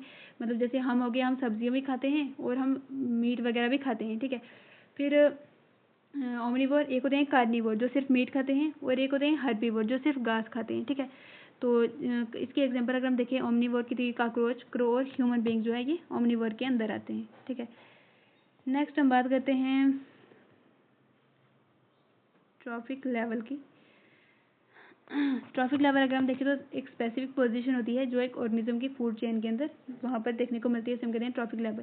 जैसे ट्रॉफिक लेवल अगर हम देखें तो प्रोड्यूसर जो है ये फर्स्ट ट्रॉफिक लेवल पर पाए जाते हैं, हर्बीवोर सेकेंडरी ट्रॉफिक लेवल पर पाए जाते हैं, कार्निवोर थर्ड ट्रॉफिक लेवल पर प्रेजेंट होते हैं। ठीक है, फिर हम देखते हैं स्टैंडिंग क्रॉप जो अमाउंट या mass of living organic material present होता है एक ट्रॉफिक लेवल पर पार्टिकुलर टाइम में, उसे हम कहते हैं स्टैंडिंग क्रॉप, जिसमें हम जिसको मेजर करते हैं बायोमास से या नंबर ऑफ इंडिविजुअल से। ठीक है, बायोमास को हम एक्सप्रेस करते हैं फ्रेश वेट या ड्राई वेट से भी, लेकिन ड्राई वेट जो है ये मोर एक्यूरेट माना जाता है। फिर देखते हैं 10% एनर्जी ला, जहाँ पर बोला जाता है कि 10% एनर्जी जो है ये नेक्स्ट ट्रॉफिक लेवल में ट्रांसफर होती है। कॉन्सिक्वेंस अगर हम देखें तो ट्रॉफिक लेवल जो है ये अनलिमिटेड नहीं होते, ये लिमिटेड होते हैं, सिर्फ 4 तक हो सकते हैं। ठीक है, फिर हम नेक्स्ट देखते हैं important point of trophic level. Trophic level एक फंक्शनल लेवल इसको कहा जाता है, नॉट एक स्पीशी लेवल। ठीक है, ट्रॉफिक लेवल फंक्शनल लेवल है, नॉट ए स्पीशी लेवल, जहाँ पर सेम स्पीशी ऑक्यूपाई करती है more than one trophic level पर। जैसे स्पैरो होगी, ये प्राइमरी कंज्यूमर की तरह एक्ट करेगी जब ये सीड खाएगी, फ्रूट खाएगी और पीस खाएगी, लेकिन ये सेकेंडरी कंज्यूमर की तरह एक्ट करेगी जब ये कीड़े मकोड़े खाएगी, वर्म्स वगैरह को खाएगी, तो तब ये सेकेंडरी कंज्यूमर की तरह एक्ट करेगी। यहाँ पर इसने एक से ज़्यादा ट्रॉफिक लेवल ऑक्यूपाई की हुई है। ठीक है, ह्यूमन बीइंग की अगर हम बात करें तो ये मल्टीपल ट्रॉफिक लेवल पर देखने को मिलते हैं और इन्हें कहा जाता है ओमनिवोर इसी की वजह से। लिमिटेशन अगर हम यहाँ पर देखें, लिमिटेशन ऑफ इकोलॉजिकल पिरामिड अगर हम देखें तो यहाँ पर नहीं कंसिडर किया जाता कि ये नहीं बताया गया था कि किस तरह एक स्पीशीज जो है वो एक से ज़्यादा ट्रॉफिक लेवल पर भी हो सकती है। यहाँ पर एज्यूम किया गया था सिंपल फूड चेन, यहाँ पर फूड वेब वगैरह कुछ नहीं रिप्रेजेंट किया गया था, इसके बारे में नहीं बताया था। और सैप्रोफाइट जो जिसका बहुत इंपॉर्टेंट रोल होता है इकोसिस्टम में, इसके बारे में इन्होंने फिर भी नहीं बताया था, इंपॉर्टेंट रोल होते हुए भी इन्होंने इसको एक्सक्लूड किया था। तो अब हम बात करते हैं इकोलॉजिकल पिरामिड की। तो इकोलॉजिकल पिरामिड जो है ये रिप्रेजेंट करते हैं ट्रॉफिक लेवल के बीच में क्या रिलेशनशिप है, मतलब नंबर्स, बायोमास और एनर्जी के पिरामिड हमें देखने को मिलते हैं। और जो पिरामिड का बेस होता है वहाँ पर पाए जाते हैं प्रोड्यूसर और पिरामिड के एपेक्स पर पाए जाते हैं टॉप कंज्यूमर। ठीक है, तो टाइप ऑफ इकोलॉजिकल पिरामिड की अगर हम बात करें तो पिरामिड ऑफ नंबर अगर हम देखें तो ये रिप्रेजेंट करता है कितने इंडिविजुअल प्रेजेंट हैं ट्रॉफिक लेवल पर, उसे हम कहते हैं पिरामिड ऑफ नंबर। जैसे ग्रास लैंड इकोसिस्टम के अंदर अगर हम बात करें तो लार्ज नंबर ऑफ प्लांट पाए जाते हैं। फिर उसके बाद ऊपर जैसे यहाँ पर बहुत ज़्यादा प्लांट पाए जाएंगे, इन प्लांट को खाने वाले थोड़े कम एनिमल्स होंगे एज़ कम्पेयर टू प्लांट्स। फिर उसके ऊपर कार्निवोर जो इनको खाएंगे एनिमल्स को, ये उससे भी कम पाए जाएंगे। ठीक है, तो ये होता है पिरामिड ऑफ नंबर। नेक्स्ट हम देखते हैं पिरामिड ऑफ बायोमास। यहाँ पर रिप्रेजेंट किया जाता है कि बायोमास एक ट्रॉफिक लेवल पर कितना अवेलेबल है नेक्स्ट ट्रॉफिक लेवल के लिए, उसे हम कहते हैं पिरामिड ऑफ बायोमास। ये यूजली अपराइट होता है क्योंकि बायोमास डिक्रीज होता है, जैसे हम लोअर जो ट्रॉफिक लेवल होता है उसे हम हायर ट्रॉफिक लेवल की तरफ जाते हैं तो बायोमास जो है ये कम होता है। इसी तरह जैसे यहाँ पर बायोमास इनका ज़्यादा है फिर कम हो जाएगा, और फिर लायन का भी जो देखने को मिलेगा थर्ड ट्रॉफिक लेवल पर, इसका भी जो बायोमास है कम हो जाएगा। ठीक है, नेक्स्ट हम बात करते हैं पिरामिड ऑफ एनर्जी की। ये रिप्रेजेंट करता है कि कितनी एनर्जी अवेलेबल है नेक्स्ट ट्रॉफिक लेवल के लिए। जैसे ये भी हमेशा अपराइट होता है क्योंकि 10% जो ला है वो फॉलो किया जाता है कि हर ट्रॉफिक लेवल में 10% एनर्जी जो है वो फ्लो होती है। इकोलॉजी अगर हम देखें तो इसका अगर हम रीज़न देखें तो एनर्जी लॉस हो जाती है हीट की फॉर्म में जब एक ट्रॉपिक लेवल से दूसरे ट्रॉपिक लेवल में ट्रांसफ़र की जाती है एनर्जी, तो कुछ एनर्जी जो है ये लॉस हो जाती है हीट की फॉर्म में। और जो पिरामिड ऑफ एनर्जी होता है ये कभी भी इन्वर्टेड नहीं होता। उसके बाद हम देखते हैं कुछ, हाँ ये देखते हैं इंपॉर्टेंट एक्सेप्शन क्या है पिरामिड की। तो पिरामिड ऑफ नंबर अगर हम देखें तो इसमें ये इन्वर्टेड भी हो सकता है। जैसे इंसेक्ट के अंदर अगर हम देखें, जैसे बहुत सारे इंसेक्ट जो है ये एक प्लांट पर पाए जाएंगे, ठीक है। बहुत सारे इंसेक्ट एक प्लांट पर पाए जाएंगे और इंसेक्ट को खाने वाले कुछ जो पाए जाएंगे जो बर्ड्स होंगे वो कम होंगे एज कम्पेयर टू इंसेक्ट, ठीक है। तो यहाँ पर इन्वर्टेड पिरामिड देखने को मिलेगा। फिर हम बात करते हैं पिरामिड ऑफ बायोमास। ये जनरली इन्वर्टेड होता है सी इकोसिस्टम के अंदर, जहाँ पर स्मॉल स्टैंडिंग क्रैब होती है, इनकी जो फाइटोप्लैंक्टन होते हैं ये सपोर्ट करते हैं लार्ज स्टैंडिंग क्रैब होती है जूप्लैंक्टन और फिशेज की, ठीक है। जो फाइटोप्लैंक्टन होते हैं ये सपोर्ट करते हैं लार्ज स्टैंडिंग क्रैब, इनके ऊपर होती है किसकी, जूप्लैंक्टन की और फिशेज की। नेक्स्ट हम बात करेंगे, जस्ट मिनट, हाँ यहाँ पर खत्म हो गया चैप्टर क्या, खत्म नहीं हो गया शायद, हाँ।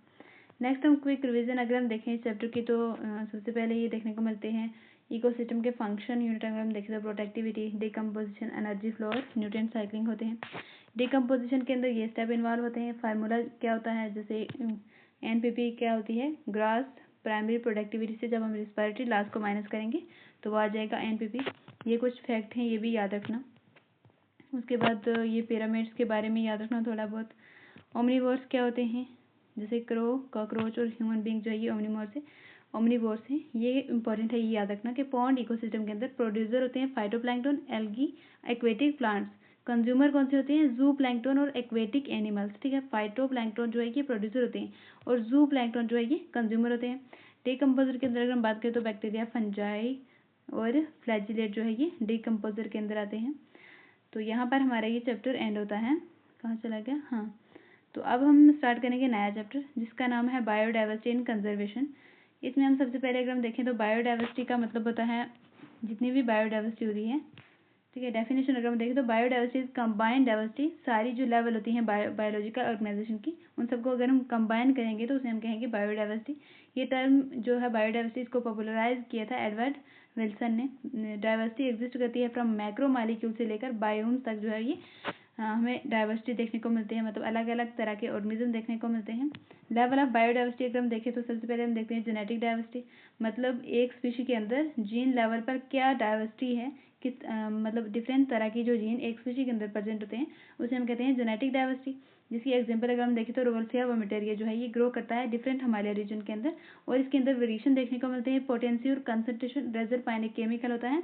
ये अलग अलग प्लांट जो रोवल्फिया वोमेटेरिया ये कहाँ पर पाया जाता है, ये डिपेंड करता है कि इसके ऊपर इसके अंदर रेजरपाइन जो केमिकल है ये किस तरह का बन रहा है, इसकी पोटेंसी किस तरह की है और कंसंट्रेशन इसकी किस तरह की है, ठीक है। फिर अगर हम देखें तो इंडिया के अंदर more than 50,000 genetically different strain है राइस की। इंडिया के अंदर अगर हम देखें तो 1000 वेराइटी है मैंगो की। ये डेटा वगैरह थोड़ा बहुत याद रखना, यहाँ से क्वेश्चन बनते हैं। तो अगर हम देखें तो इंडिया के अंदर मैंगो की 1000 वेराइटी ही देख लिया। स्पीशी डाइवर्सिटी अगर हम देखें तो जो डाइवर्सिटी स्पीशी लेवल पर देखने को मिलती है उसे हम कहते हैं स्पीशी डाइवर्सिटी। जैसे एग्जांपल दी हुई है एनसीईआरटी में कि जो वेस्टर्न घाट में एम्फीबियन होते हैं ये ज़्यादा होते हैं जो ईस्टर्न घाट में एम्फीबियन है उनसे, ठीक है। तीसरा है इकोलॉजिकल डाइवर्सिटी, जो डाइवर्सिटी इकोसिस्टम लेवल पर देखने को मिलती है। जैसे अलग अलग इकोसिस्टम देखने को मिलते हैं इंडिया के अंदर, जैसे डेजर्ट हो गया, rain forest, mangrove, coral reef, wetland, estuaries, alpine, meadows. और इसलिए कहा जाता है कि इंडिया के अंदर ग्रेटर बायोडाइवर्सिटी देखने को मिलती है देन नॉर्वे जो दूसरी कंट्री होती हैं उनसे, ठीक है। उसके बाद हम देखते हैं इम्पोर्टेंस इसकी, जैसे ये अलग अलग देखने को मिलते हैं हमें इकोसिस्टम। जैसे इंपॉर्टेंस अगर हम देखते तो biodiversity has accumulated through the millions of year of evolution. Biodiversity तब बनती है जब मिलियंस ऑफ ईयर लगते हैं, इवोल्यूशन के द्वारा बनती है। ये एसेंशियल होती है ह्यूमन सर्वाइवल के लिए, वेलबींग। प्रेजेंट रेट अगर हम देखें तो स्पीशी लॉस जो है ये हो रही है पहले से, मतलब पहले स्पीशी कम लॉस हो रही थी, एक्सटेंट हो रही थी, अब जो है ये ज़्यादा हो रही है। फिर क्वेश्चन पूछा गया कि how many species are there on the earth, या इंडिया के अंदर या अर्थ पर कितनी स्पीशी जो है वो पाई जाती हैं। तो यहाँ पर ग्लोबल स्पीशी डाइवर्सिटी अगर हम देखें तो IUCN, जिसकी फुल फॉर्म है इंटरनेशनल यूनियन फॉर कंजर्वेशन, इसकी अगर हम देखें इनके अकॉर्डिंग ये 2004 में इन्होंने बताया था कि मोर देन 1.5 मिलियन स्पीशीज जो है वो डिस्क्राइब हो गई हैं टोटल अर्थ पर स्पीशीज जो है मतलब कितनी है ये अभी अननोन है, पूरी स्पीशीज कितनी है अर्थ पर ये नहीं जानते हम, ठीक है। और एस्टिमेट लगाया जाता है जिसे बोला जाता है कि 20 to 50 मिलियन स्पीशीज जो है ये पाई जाती हैं। लेकिन अगर हम साइंटिफिकली एस्टिमेट देखें, कितना एस्टिमेट किए जाते हैं, साइंटिस्ट कितना बताते हैं कि कितनी डाइवर्सिटी पाई जाती है, स्पीशीज डाइवर्सिटी, तो साइंटिस्ट रॉबर्ट में इनके अकॉर्डिंग 7 मिलियन स्पीशीज जो है ये ग्लोबली ये बताते हैं कि इतनी मिलियन स्पीशीज एग्जिस्ट करती हैं। इंपॉर्टेंट फैक्ट अगर हम देखें तो एनिमल्स जो होते हैं उसने जो 7 मिलियन बताई थी रॉबर्ट में ने स्पीशी, उसमें से मोर देन 70% जो है वो रिकॉर्डेड स्पीशी हैं। और प्लांट जो है ये एनिमल्स की 70% उसमें आती हैं, प्लांट्स की आती हैं 22%। इंसेक्ट इनमें से भी मोर देन 70% बनाते हैं सारे एनिमल्स में से। नंबर ऑफ फंजाई स्पीशी ये ज़्यादा होती हैं अगर हम कंबाइन कर दें फिशेस, एम्फीबियन, रेप्टाइल और मैमल्स को, ठीक है। फिर हम नेक्स्ट देखते हैं प्रोकैरियोट्स। प्रोकैरियोट की अगर हम डाइवर्सिटी देखें तो इसकी डाइवर्सिटी को एस्टिमेट करना भी बहुत मुश्किल होता है क्योंकि ये मतलब बहुत ज़्यादा देखने को मिलते हैं ये, ठीक है। ट्रेडिशनल टैक्सोनॉमी इज़ अनसुटेबल, बहुत सारी स्पीशीज होती हैं कल्चर की जाती हैं, मतलब नहीं किए जा सकता इनको लेबॉर्ट्रीज के अंदर क्योंकि इनकी स्पीशी अलग अलग मिलियंस में हो सकती हैं, ठीक है, क्योंकि इनकी डाइवर्सिटी जो है ये मिलियंस में स्पीशी के अंदर भी देखने को मिल सकती है। उसके बाद बायोडाइवर्सिटी इंडिया के अंदर अगर हम देखें तो इंडिया का अगर हम देखें लैंड एरिया कितना है 2.4%, ठीक है। लेकिन ये कम इतना एरिया होते हुए भी इंडिया के अंदर इंडिया जो है ये 8.1% ग्लोबल स्पीशी डाइवर्सिटी शेयर करता है, ठीक है। और इंडिया जो है ये 12 मेगा बायोडाइवर्सिटी कंट्रीज के अंदर आता है, ठीक है। एस्टिमेट अगर हम देखें अनडिस्कवर्ड स्पीशी का तो इसमें more than 1 lakh plant species हैं, 3 लाख एनिमल की स्पीशी हैं और many more become extinct before discovered, ठीक है। मतलब बहुत सारी स्पीशी इस तरह की भी हैं जो डिस्कवर्ड होने से पहले ही एक्सटिंक्ट हो गई हैं। तो रिकॉर्डेड स्पीशी अगर हम देखें तो 45,000 प्लांट की स्पीशी हैं और 90,000 जो है ये एनिमल की स्पीशी हैं। नेक्स्ट हम देखते हैं एस्टिमेट, ये देख लिया हमने। हाँ, पैटर्न ऑफ बायोडाइवर्सिटी की अगर हम बात करें तो लैटिट्यूड ग्रेडियंट में ऑब्जर्वेशन जब किया जाता है तो स्पीशी डाइवर्सिटी डिक्रीज होती है जैसे हम इक्वेटर से पोल की तरफ जाते हैं। ट्रॉपिक्स के अंदर अगर हम देखें तो ज़्यादा स्पीशी डाइवर्सिटी देखने को मिलती है देन टेम्परेट या पोलर रीजन से। एग्जाम्पल अगर हम देखें जैसे कोलंबिया के अंदर नियरली 1400 बर्ड स्पीशी पाई जाती है, न्यूयॉर्क के अंदर 105, ग्रीनलैंड के अंदर 56 बर्ड स्पीशी और इंडिया के अंदर मोर देन 1200 बर्ड स्पीशी, ठीक है। ये टेबल की फॉर्म में पूछ सकते हैं, याद रखना। फिर ट्रॉपिकल फॉरेस्ट की अगर हम एग्जांपल देखें तो अमेजोन रेन फॉरेस्ट के अंदर मोर देन 40,000 प्लांट की स्पीशी पाई जाती हैं, 3,000 तो पाई जाती हैं फिशेस की, 1,300 बर्ड्स की स्पीशी, 427 मैमल, 427 एम्फीबियन, ये डाटा पूछा जा सकता है, याद रखना। 338 reptiles, more than 1,25,000 species invertebrates की पाई जाती हैं और नियरली 2 मिलियन स्पीशी इंसेक्ट की पाई जाती हैं जो अभी भी अनडिस्कवर्ड हैं, ठीक है। नेक्स्ट हम बात करते हैं अब why tropics are more diverse, क्यों जो ट्रॉपिक्स रीजन होते हैं वो ज़्यादा डाइवर्स क्यों होती हैं, क्यों उनके अंदर ज़्यादा स्पीशी डाइवर्सिटी देखने को मिलती है। तो इवोल्यूशनरी टाइम हाइपोथेसिस में बोला जाता है कि जो ट्रॉपिकल रीजन होते हैं ये बहुत सालों तक अनडिस्टर्ब रहते हैं, ठीक है। मतलब इनको डिस्टर्ब नहीं किया जाता, कोई पेड़ वगैरह नहीं काटे जाते, यहाँ पर ये अनडिस्टर्ब रहते हैं और मोर टाइम इनको मिला है स्पीशी को डाइवर्स बनाने के, मतलब अलग अलग स्पीशी बनाने के लिए भी इनको ज़्यादा टाइम मिलता है, इसलिए जो ट्रॉपिक्स होते हैं ये मोर डाइवर्स होते हैं। नेक्स्ट हम देखते हैं क्लाइमेटिक स्टेबिलिटी ऑफ हाइपोथेसिस। इसमें बोला जाता है कि जो ट्रॉपिकल इन्वायरमेंट होते हैं ये लेस सीजनल होते हैं और मोर प्रिडिक्टेबल होते हैं, मतलब इनके अंदर सीजनल वेरिएशन नहीं देखने को मिलती, ठीक है। जो टेम्परेचर होता है, जो सीजन वगैरह होते हैं वो ज़्यादा नहीं देखने को मिलते और यही इसी की वजह से नीश स्पेशलाइजेशन को प्रमोट करता है ये, ठीक है। नेक्स्ट हम देखते हैं एनर्जी हाइपोथेसिस, जिसमें बोला जाता है कि यहाँ पर सोलर एनर्जी अगर ज़्यादा होगी तो जिसकी वजह से प्रोडक्टिविटी और जो डाइवर्सिटी है ये भी ज़्यादा होगी। फिर हम देखते हैं स्पीशी एरिया रिलेशनशिप, जो दिया था अलेक्जेंडर वॉन हम्बोल्ट ने। इन्होंने ऑब्जर्व किया था कि स्पीशी रिचनेस इंक्रीज होती है जब हम कोई एरिया नया एक्सप्लोर करते हैं तो स्पीशी रिचनेस इंक्रीज होती है लेकिन एक लिमिट तक। इन्होंने इक्वेशन दी थी S = C A⁴Z, जहाँ पर S species richness, A area बताया था, Z स्लोप या रिग्रेशन कोफिशिएंट और C को बोला था Y इंटरसेप्ट। इंपॉर्टेंट वैल्यू अगर हम देखें तो फॉर ज़्यादातर ग्रुप के अंदर जो Z की वैल्यू होती है 0.1 से 0.2 के बीच में होती है, लेकिन अगर हम लार्ज कॉन्टिनेंट की वैल्यू अगर हम देखें लार्ज एरियाज की तो ये Z की वैल्यू ये 0.6 से 1.2 में वेरी करती है। फॉर एग्जाम्पल जो फ्रूगीवरस बर्ड्स होते हैं, मतलब जो फ्रूट खाते हैं, और मैमल्स ट्रॉपिकल फॉरेस्ट के अंदर ये शो करते हैं जेड लाइन जो होती है इसकी वैल्यू को शो करते हैं 0.15, ठीक है। तो नेक्स्ट हम देखते हैं कंपैरिजन। ये हमने शायद पिछले चैप्टर का पार्ट्स यहाँ पर आ गया, नोट्स में ऐड हो गया, तो चलो देख लेते हैं फिर से। हमने पहले भी देखा है कि जो एक्वेटिक इकोसिस्टम होता है वहाँ पर grazing food chain major contact होता है एनर्जी फ्लो का। टेरेस्ट्रियल इकोसिस्टम के अंदर डिट्राइटस फूड चेन जो है ये मेजर माना जाता है एनर्जी फ्लो के लिए। फूड वेब जो इंटरकनेक्शन पाया जाता है फूड चेन और फूड वेब बनाता है। ओमनीवोर ऐसे एनिमल्स होते हैं जो more than one trophic level पर पाए जाते हैं। कॉकरोच, क्रो, ह्यूमन बींग्स जो है ये ओमनीवोर्स के अंदर आते हैं, ठीक है। नेक्स्ट हम देखते हैं स्टेबल कम्युनिटी की कैरेक्टरिस्टिक क्या है। तो एक स्टेबल कम्युनिटी अगर होगी तो उसमें अगर एक स्टेबल कम्युनिटी है तो उसमें लिटिल वेरिएशन देखने को मिलेगी। वेरिएशन कम होगी प्रोडक्टिविटी के अंदर। रेजिस्टेंट और रेजिलियंट होगी डिस्टर्बेंस के लिए। Resistant invasion by alien species, कोई एलियन स्पीशीज आकर वहाँ पर डोमिनेट नहीं करेगी। फिर हम नेक्स्ट देखते हैं डेविड टिलमैन एक्सपेरिमेंट। इन्होंने क्या बताया था कि जो कम्युनिटीज़ होती हैं जिनमें मोर स्पीशीज होती हैं, मतलब year two year less variation देखने को मिलते हैं बायोमास के अंदर उनमें, और ग्रेटर बायोडाइवर्सिटी की वजह से हायर प्रोडक्टिविटी होगी। डाइवर्सिटी अगर ज़्यादा है, स्पीशीज डाइवर्सिटी अगर ज़्यादा है तो प्रोडक्टिविटी भी वहाँ पर ज़्यादा होगी। फिर देखते हैं हम नेक्स्ट रिवर्ट पापड़ हाइपोथेसिस। ये दी थी पाउल एरिच ने। इन्होंने बताया था कि इन्होंने इकोसिस्टम को एरोप्लेन, मतलब एक्सपेरिमेंट जब किया था तो इकोसिस्टम को इन्होंने एरोप्लेन कहा था, स्पीशी को कहा था रिवर्स। और जो अगर हम जैसे कोई रिवर्स मतलब जो उसमें स्क्रू वगैरह पाए जाते हैं एरोप्लेन में, तो अगर हम छोटे छोटे स्क्रू अगर हम एरोप्लेन से निकाल देंगे तो जो फ्लाइट है उसमें कोई भी अफेक्ट नहीं आएगा। लेकिन अगर जो विंग्स होते हैं, जो पर होते हैं एरोप्लेन के, ये इनमें से अगर हम कोई स्क्रू निकाल दें तो जो एरोप्लेन है ये उड़ नहीं सकेगा, ठीक है।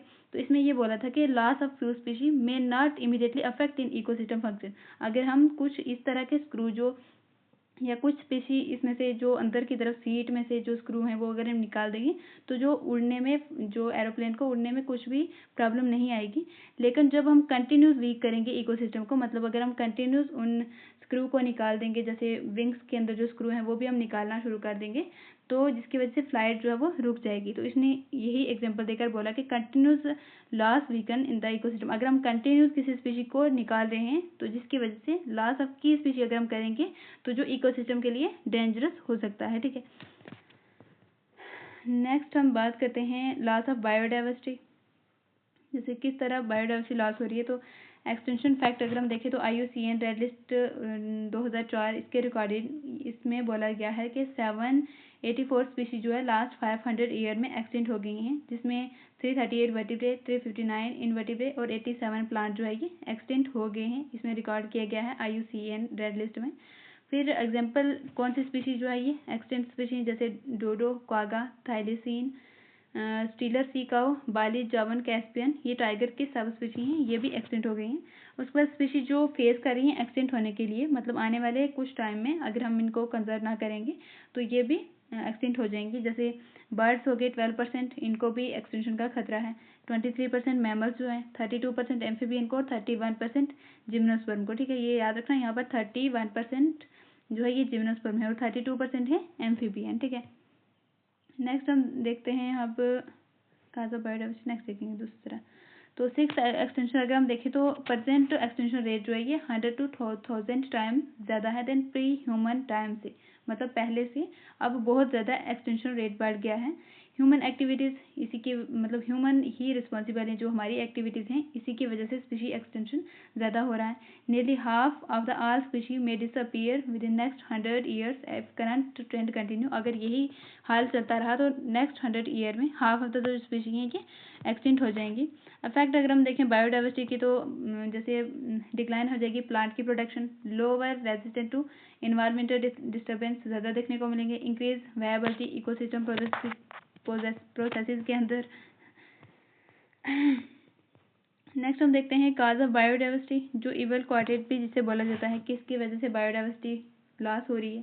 जैसे पहला रीजन दिया गया है हैबिटेट लॉस एंड फ्रेगमेंटेशन, ये बहुत इंपॉर्टेंट है जिसकी वजह से एक्सटेंशन हो रहा है। यहाँ पर ट्रॉपिकल रेन फॉरेस्ट की अगर हम बात करें तो ये रिड्यूस हो गया है, पहले 14% था, अब 6% लैंड सरफेस एरिया कवर किया हुआ है इसने। एग्जाम्पल अगर हम देखें तो अमेजोन रेन फॉरेस्ट क्लियर किया जा रहा है सोयाबीन कल्टीवेशन के लिए और कैटल ग्रेजिंग के लिए। अफेक्ट अगर हम देखें तो लार्ज हैबिटेट्स को फ्रेगमेंट में काट दिया जा रहा है, मतलब फ्रेगमेंटेशन की जा रही है, रोड्स वगैरह बनाई जाती हैं, ठीक है।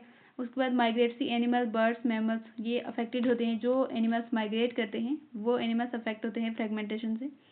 फिर हम नेक्स्ट देखते हैं दूसरा जो पॉइंट है जिसमें बोला जाता है ओवर एक्सप्लॉयटेशन।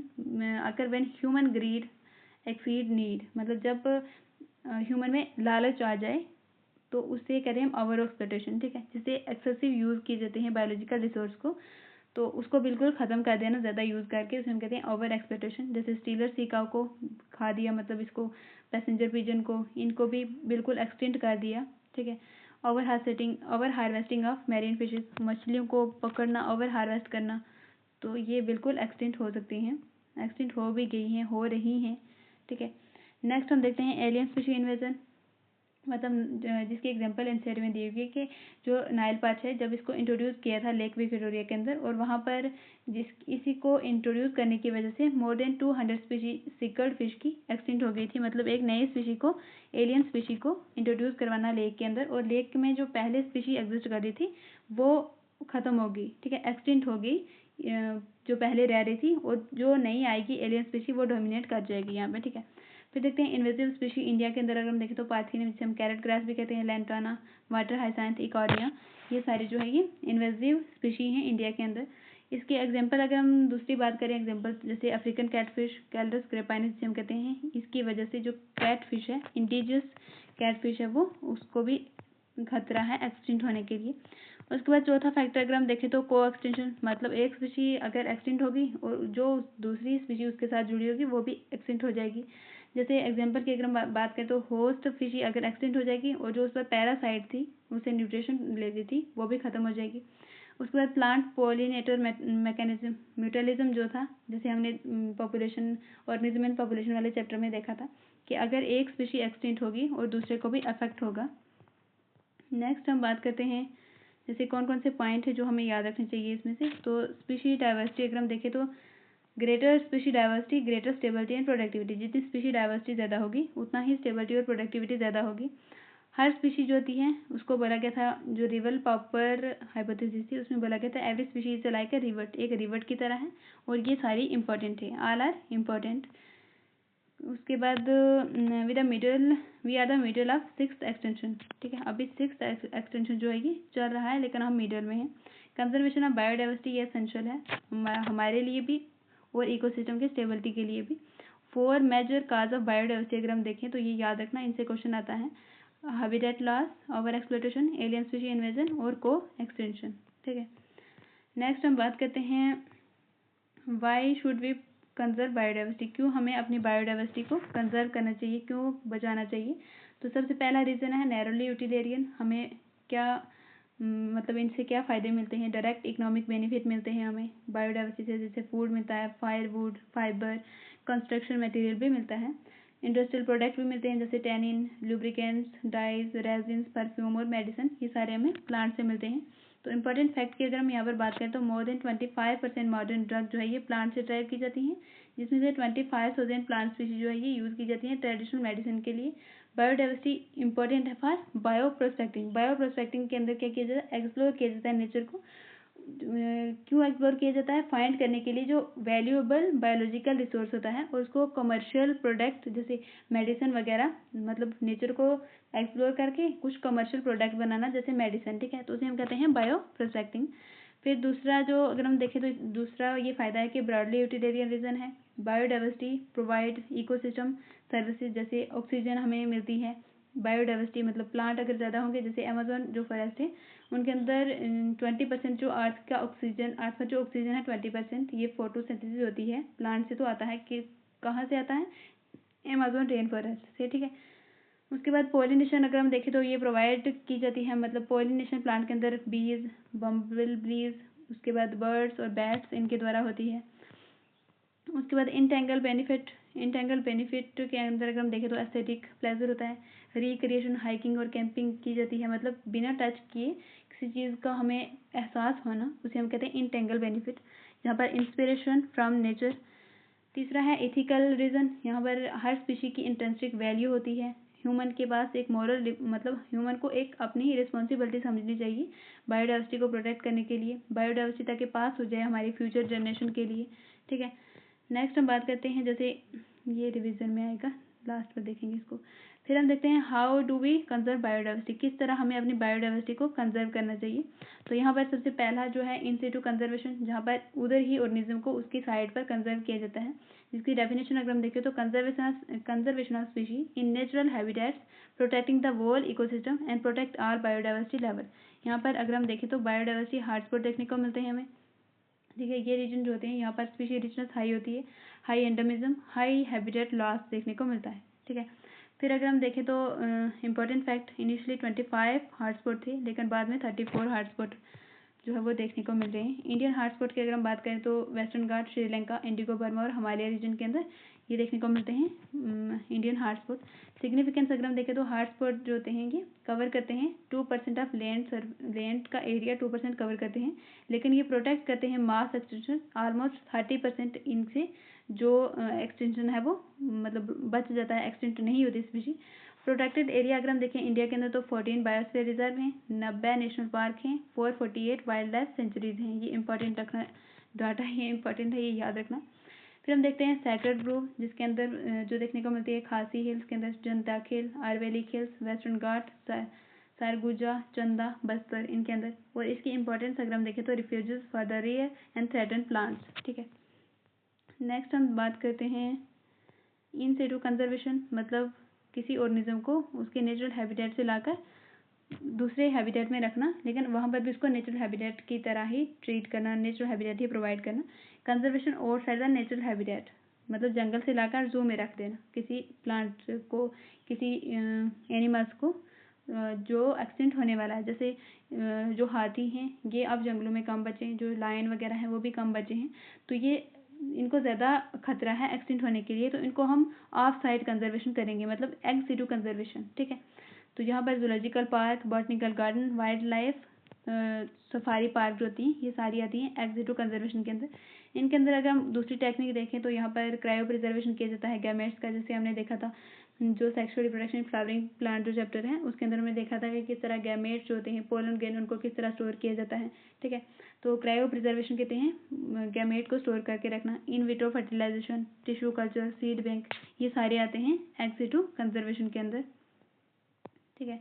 फिर हम देखते हैं इंटरनेशनल क्या क्या एफर्ट लिए गए। तो कन्वेंशन ऑफ बायोलॉजिकल डाइवर्सिटी 1992 के अंदर, मतलब बायोडाइवर्सिटी को बचाने के लिए कुछ मतलब इन्होंने कुछ क्या कह सकते हैं, इन्होंने कुछ प्रॉमिस किए कि हम बायोडाइवर्सिटी को कंजर्व करेंगे, ठीक है। जैसे रियो दे जेनेरो एक जगह है ब्राज़ील के अंदर, वहाँ इन्होंने अर्थ समिट दी थी। इन्होंने कहा था कि बायोडाइवर्सिटी को मेंटेन करना है, ठीक है, बायोडाइवर्सिटी को कंजर्व करना है और उसको अच्छे से यूटिलाइज करना है। फिर दूसरा अगर हम देखें तो वर्ल्ड समिट सस्टेनेबल डेवलपमेंट 2002 के अंदर ये देखी थी, जहाँ जो हेल्ड की गई थी जोहान्सबर्ग के अंदर। 190 कंट्री थी जिन्होंने कसम खाई थी कि हम बायोडाइवर्सिटी को कम करेंगे, बायोडाइवर्सिटी लॉस जो हो रही है इसको हम कम करेंगे 2010 तक। लेकिन यहाँ पर इन जो इन्होंने कस्में खाई थी ये झूठी कस्में थी, ठीक है। तो कहाँ चला गया, यही है ना यहाँ पे, हाँ। तो अब इसका अगर हम रिवीजन करें इस चैप्टर का, तो इंडिया के अंदर 2.4% लैंड एरिया है, जहाँ पर 8.1 ग्लोबल बायोडाइवर्सिटी देखने को मिलती है। रॉबर्ट मैंने एस्टिमेट लगाया था कि 7 मिलियन स्पीशीज जो है पाई जाती हैं। अमेजोन के अंदर ग्रेटेस्ट बायोडाइवर्सिटी देखने को मिलती है अर्थ पर, ठीक है। लैटिट्यूडल ग्रेडियंट की अगर हम बात करें तो डाइवर्सिटी डिक्रीज होती है जैसे हम इक्वेटर से पोल की तरफ जाते हैं। स्पीशी एरिया रिलेशनशिप इसने दिया था अलेक्जेंडर वॉन हम्बोल्ट ने। Stable ecosystem generally higher species diversity देखने को मिलती है इसके अंदर। उसके बाद पॉल आयरिश जो थे इन्होंने रिवर्ट पापर हाइपोथेसिस दी थी, इवल क्वाड्रेट मतलब हैबिटेट लॉस के बारे में बताया गया था इसमें, over exploitation, alien species invasion और को एक्सटेंशन। एक्स सिटू कंजर्वेशन की ये एग्जांपल याद रखना, ये बहुत इंपॉर्टेंट है। इन सिटू कंजर्वेशन के अंदर hotspot, sanctuaries, national park, biosphere reserve आते हैं। एक्स सिटू कंजर्वेशन के अंदर जू आते हैं, बॉटनिकल गार्डन आते हैं, क्रायो प्रिजर्वेशन, टिश्यू कल्चर और सीड बैंक ये आते हैं एक्स सिटू कंजर्वेशन के अंदर। तीन अगर हम देखें तो इंडिया के अंदर हॉटस्पॉट पाए जाते हैं, जिसमें पाया जाता है वेस्टर्न घाट, श्रीलंका, इंडिगो बर्मा और हिमालय, ठीक है। तो ये हमारी क्लास 11th के हमने चैप्टर यहाँ पर कवर किए हैं। मिलते हैं अब हम जो पूरा सिलेबस नेक्स्ट ईयर नीट के लिए हम दोबारा से मैं बायो का पूरा मैं आपको पढ़ाऊँगी, तो वो हम मतलब नीट का पेपर जब हो जाएगा आपका तो उसके बाद हम शुरू करेंगे, ठीक है। तो मतलब इसी तरह यूट्यूब पर मैं पढ़ाऊँगी वो भी, तो पूरे इसी तरह नोट्स की फॉर्म में डिटेल में पढ़ाया जाएगा। जैसे ये वन शॉट में है ना, वन शॉट में मैंने 2 बार कवर करवाया इसमें सिलेबस, तो उसमें वन शॉट में नहीं होगा, उसमें डिटेल में पढ़ाऊँगी मैं। तो साथ में हम क्वेश्चन भी करेंगे, एनसीईआरटी जो है उसको भी हम लाइन बाय लाइन पढ़ेंगे। तो मिलते हैं फिर, तब तक के लिए keep learning, keep growing. Thank you for watching and best of luck for your exam.